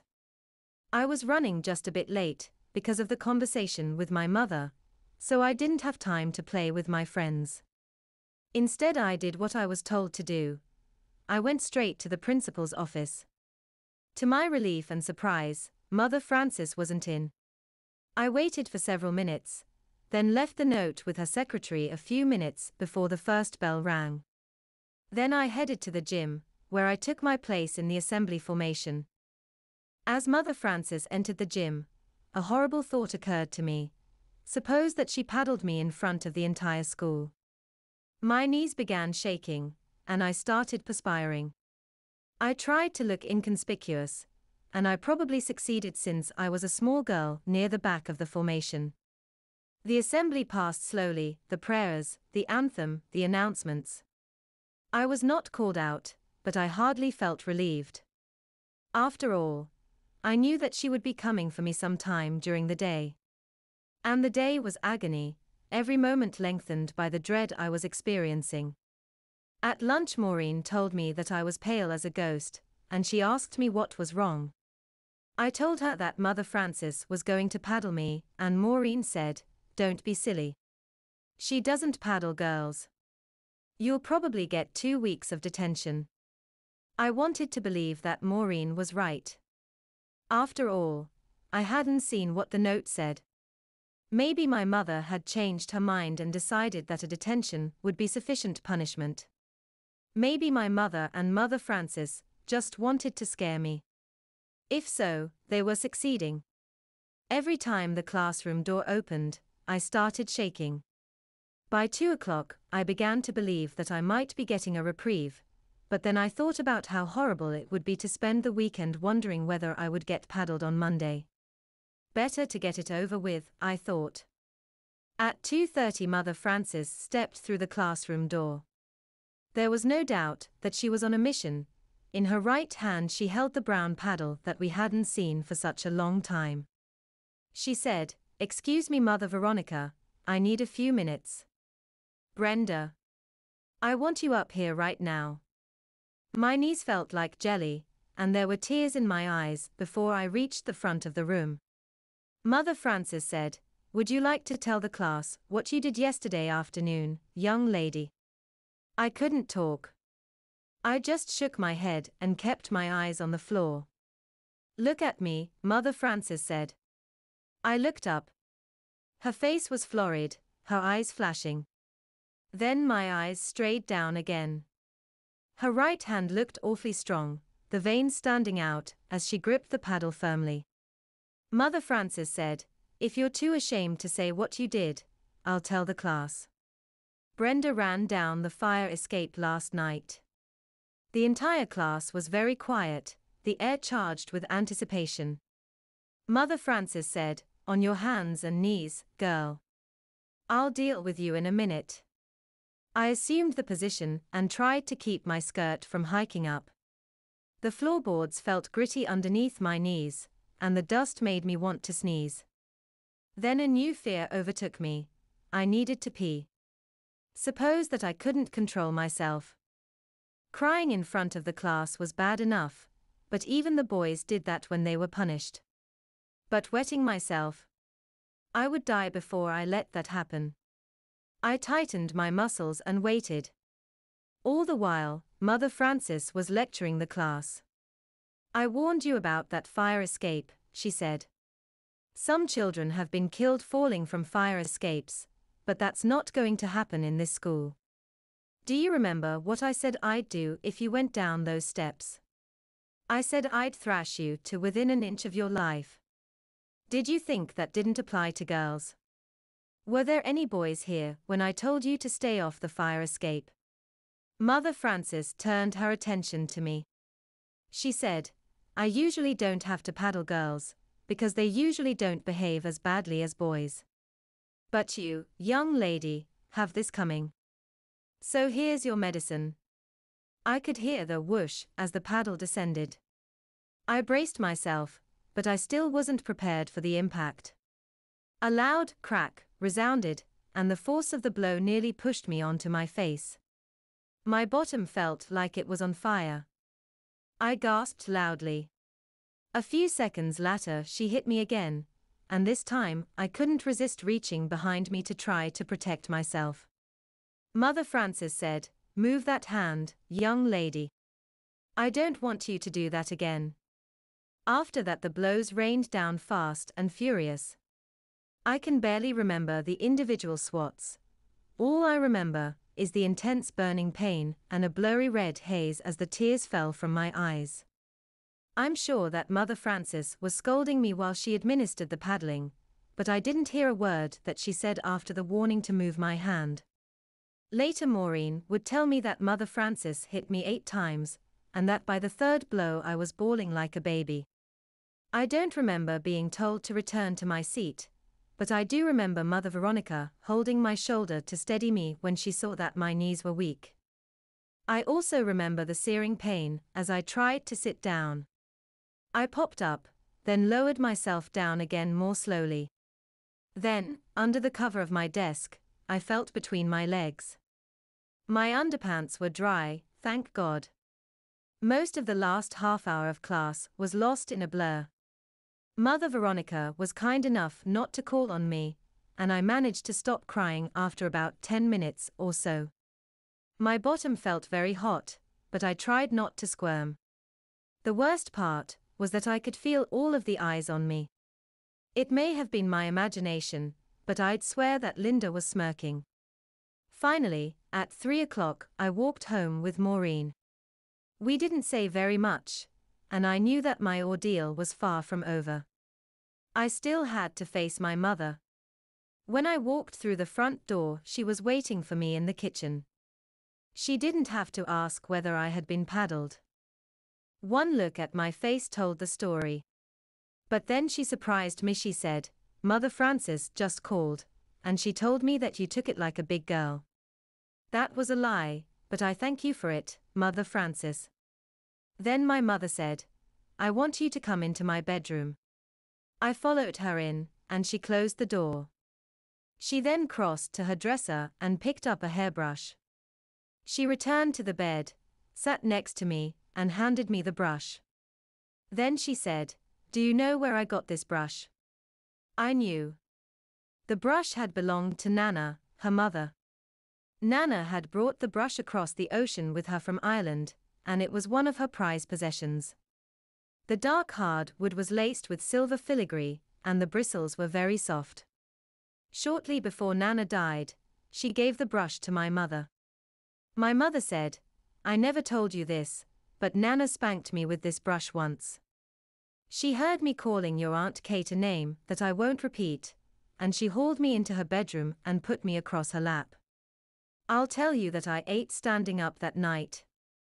Mom smiled at the memory, and then she looked me in the eyes. "Brenda, if you ever get in trouble at school again, I'll give you a spanking that will make what you had today feel like love taps. My children are not going to be a nuisance to their teachers. And if you ever lie to me again, God help you.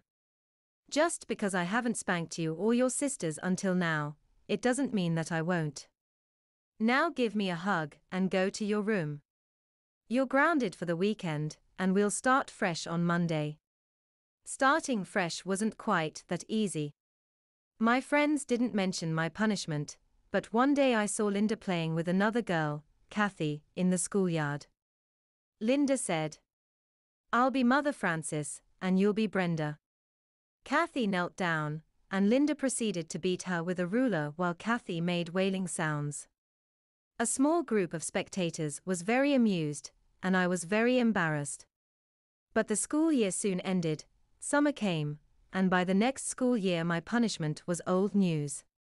I never was punished in school again. In 4th grade we returned to co-ed classes, and our classes stayed co-ed for the rest of my school years. In fact, I think that Mother Frances probably wouldn't have paddled me if my third grade class had been co-ed.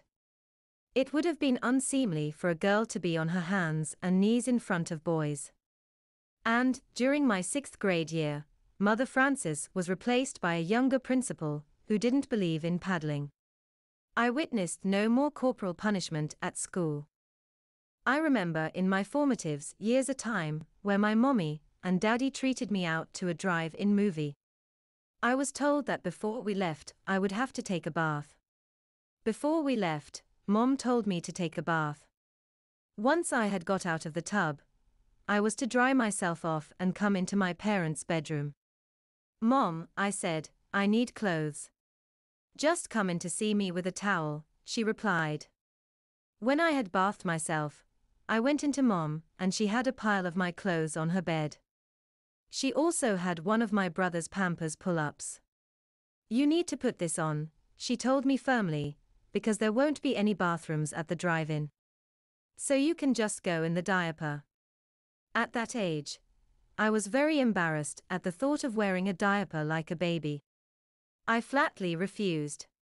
Mom told me to stop arguing and come to her and be diapered. I turned and tried to leave the room, but Mom grabbed me.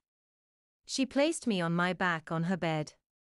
Then she grabbed and lifted both my legs up, placed one foot on each of her shoulders and held both my hands together with her left hand.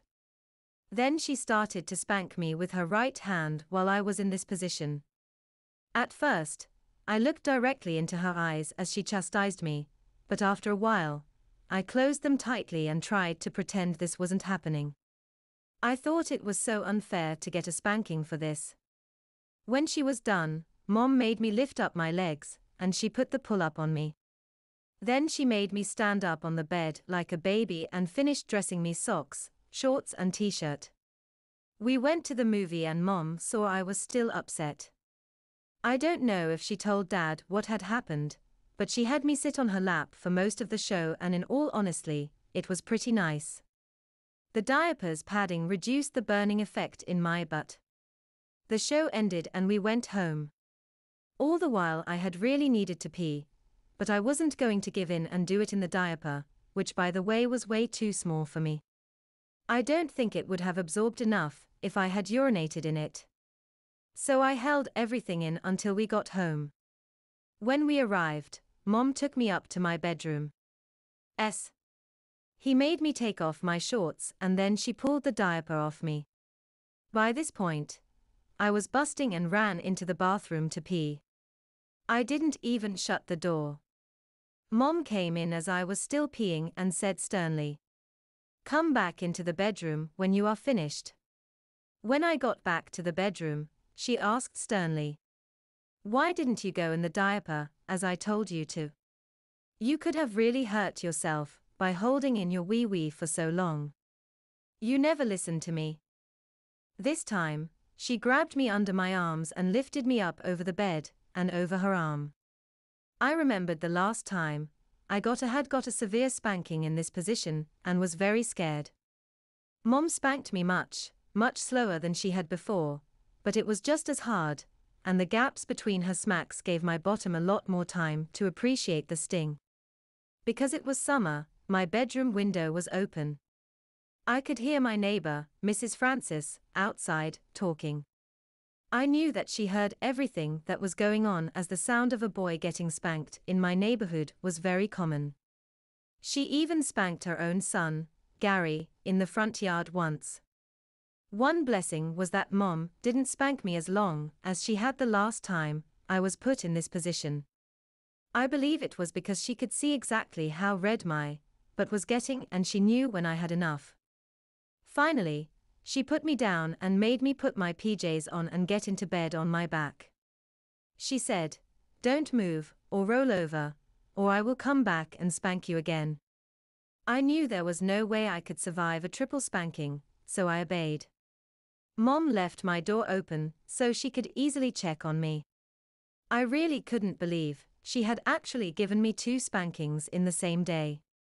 At the time, I thought it very unfair and cruel, but never expressed my feelings. I just lay there and tried to get some sleep, which with such a sore, but was very difficult.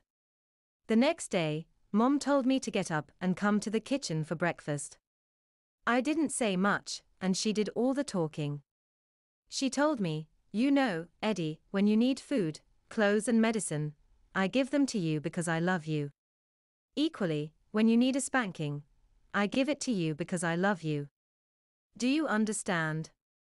I answered, "Okay, Mom," obediently enough, but though I tried to understand. I didn't realize at the time that this was really a control and correction issue, and I would get many more spankings from my parents because of it. Miss Harvey's spelling test. I was never very good at spelling, and that lack of ability led to my first and only school paddling, back in the 1980s. I was in second grade at a school in Atlanta, Georgia, when one day our class teacher, Miss Harvey, announced the spelling test out of the blue. We would all be tested on 20 words, you ought to know well by now. I felt my heart sink. As the test began, I was initially quite surprised and pleased to find that I knew the answers to the first few words, but then they got harder and finally impossible. It was at that point that I glanced over to my desk mate, Jennifer Buckley. The desks were all in rows of twos and we were sat boy girl, presumably to help maintain discipline. She was writing studiously and confidently, and I could see her answers. So for the rest of the test, for any words I didn't know, I moved my eyes without moving my head and copied Jennifer's answers. Miss Harvey collected in our answer sheets and set us to reading while she marked the test. When she had finally finished, she ordered us all to put down our books. Then, "Jimmy Williams, come out here to me, please." I was shocked to hear my name called, and came out to the front very reluctantly. "Jimmy," Miss Harvey addressed me very sternly, "did you copy Jennifer's answers during that test?" "No, Miss Harvey, honest," I replied with a now shaky voice. "Honest," Miss Harvey responded, "is one thing you are very clearly not, young man. If you didn't copy Jennifer, how come these answers here and here," she pointed at my answer sheet with her pen, "are exactly the same as hers, all spelled the same, and all incorrectly?" Stupidly, I persisted with the lie and made things 10 times worse. "Maybe Jennifer copied me," I suggested. Miss Harvey, now shouting, said, "I know she didn't, because I was watching you both. I know who copied from whom, Jimmy. I think you had better go and see Mrs. Johnson." Well, we were pretty much all in awe of Mrs. Johnson, the principal, and I didn't like the way things were shaping up one bit. Miss Harvey sat back down at her desk with a face like thunder, took a scrap sheet of paper, and quickly scribbled a note before sealing it in an envelope. "Take this to Mrs. Epstein, the school secretary." I reluctantly crept off to the principal's office. Mrs. Epstein was sitting at her desk in the ante-office, and I handed her the note from my teacher. She tutted and looked at me with a wry smile, saying, "Oh dear. Someone has been a very naughty boy, haven't they? Take a seat, please, Jimmy." She indicated a row of chairs and I obeyed. Mrs. Epstein picked up her phone and pushed a button. "Mrs. Johnson, I have Jimmy Williams here. Miss Harvey is requesting a paddling." Hearing my fate out of the blue, I began to cry. Mrs. Epstein put down the phone after a brief conversation with her boss, grabbed a couple of tissues from the box and brought them over to me. "Here, Jimmy. It's no use crying, you know you'll have something to really cry about in a short while, but Mrs. Johnson has a visitor with her at the moment. I don't want her to see my bottom." I blurted out. "Oh now, don't you worry about that, the paddle will sting quite enough through your pants, I assure you." I was still crying, and she put a motherly arm around me. "Come now, you must try to be brave and take your punishment like a big boy. It will hurt very much, but hopefully it will teach you a good lesson." I quietened down a little, and Mrs. Epstein went back to her desk to get on with some work. About 10 minutes later, I heard Mrs. Johnson's door directly onto the corridor close, and then the door into the secretary's office opened. "Jimmy, come in here. Do you have that note?" she asked Mrs. Epstein, and Miss Harvey's note was handed over once more. I followed the principal into her office. Mrs. Johnson sat at her desk. There was a seat in front of it, but I wasn't invited to sit. She read the note carefully, then looked at me very gravely.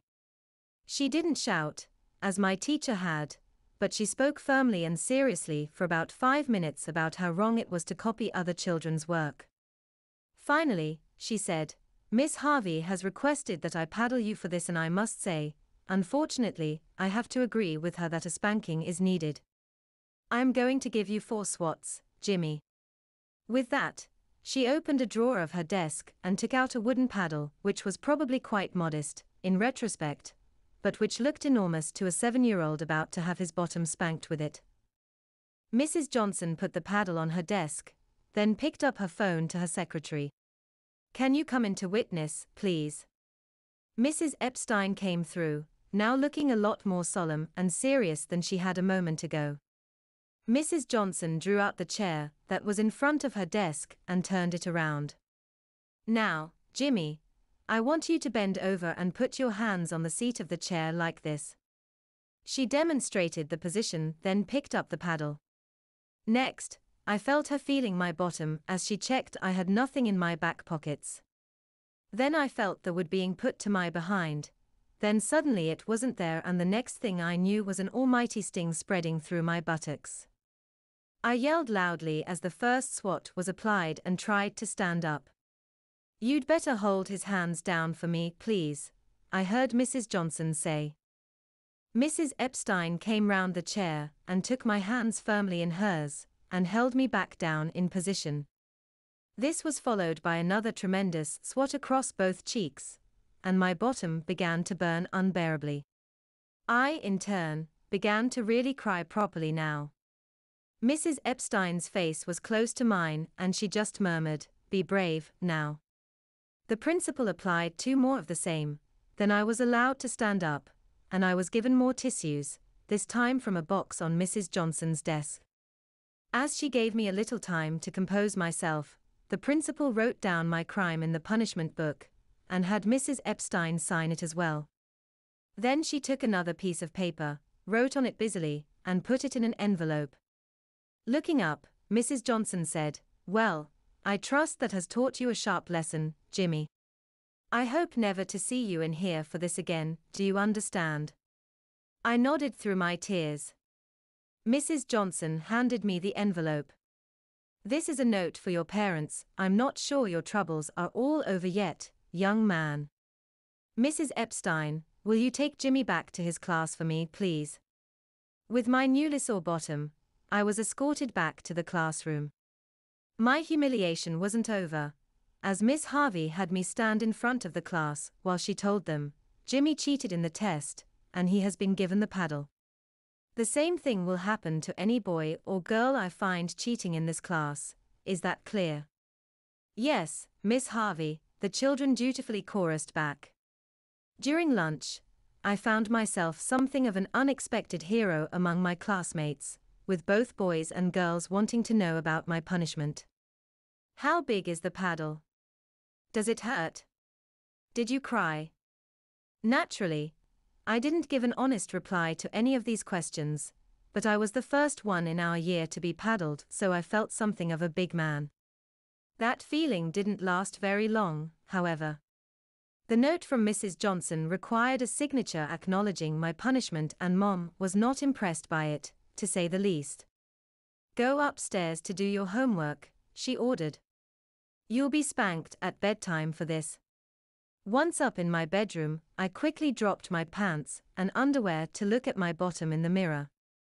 It was a blaze of red, with distinct marks where the edge of the paddle had struck me. It was so tender and sore I could barely sit, and the thought that Mom would come up at bedtime to add to it. But add to it she did. No sooner was I in my pajamas when she came in, sat on my school desk chair, and ordered me to her side. Without a word, she put me over her knee. I felt her hand touching my cheeks as she examined the marks of the paddling. Finally, she spoke. "Well, Mrs. Johnson made a good job of you, I'm glad to say.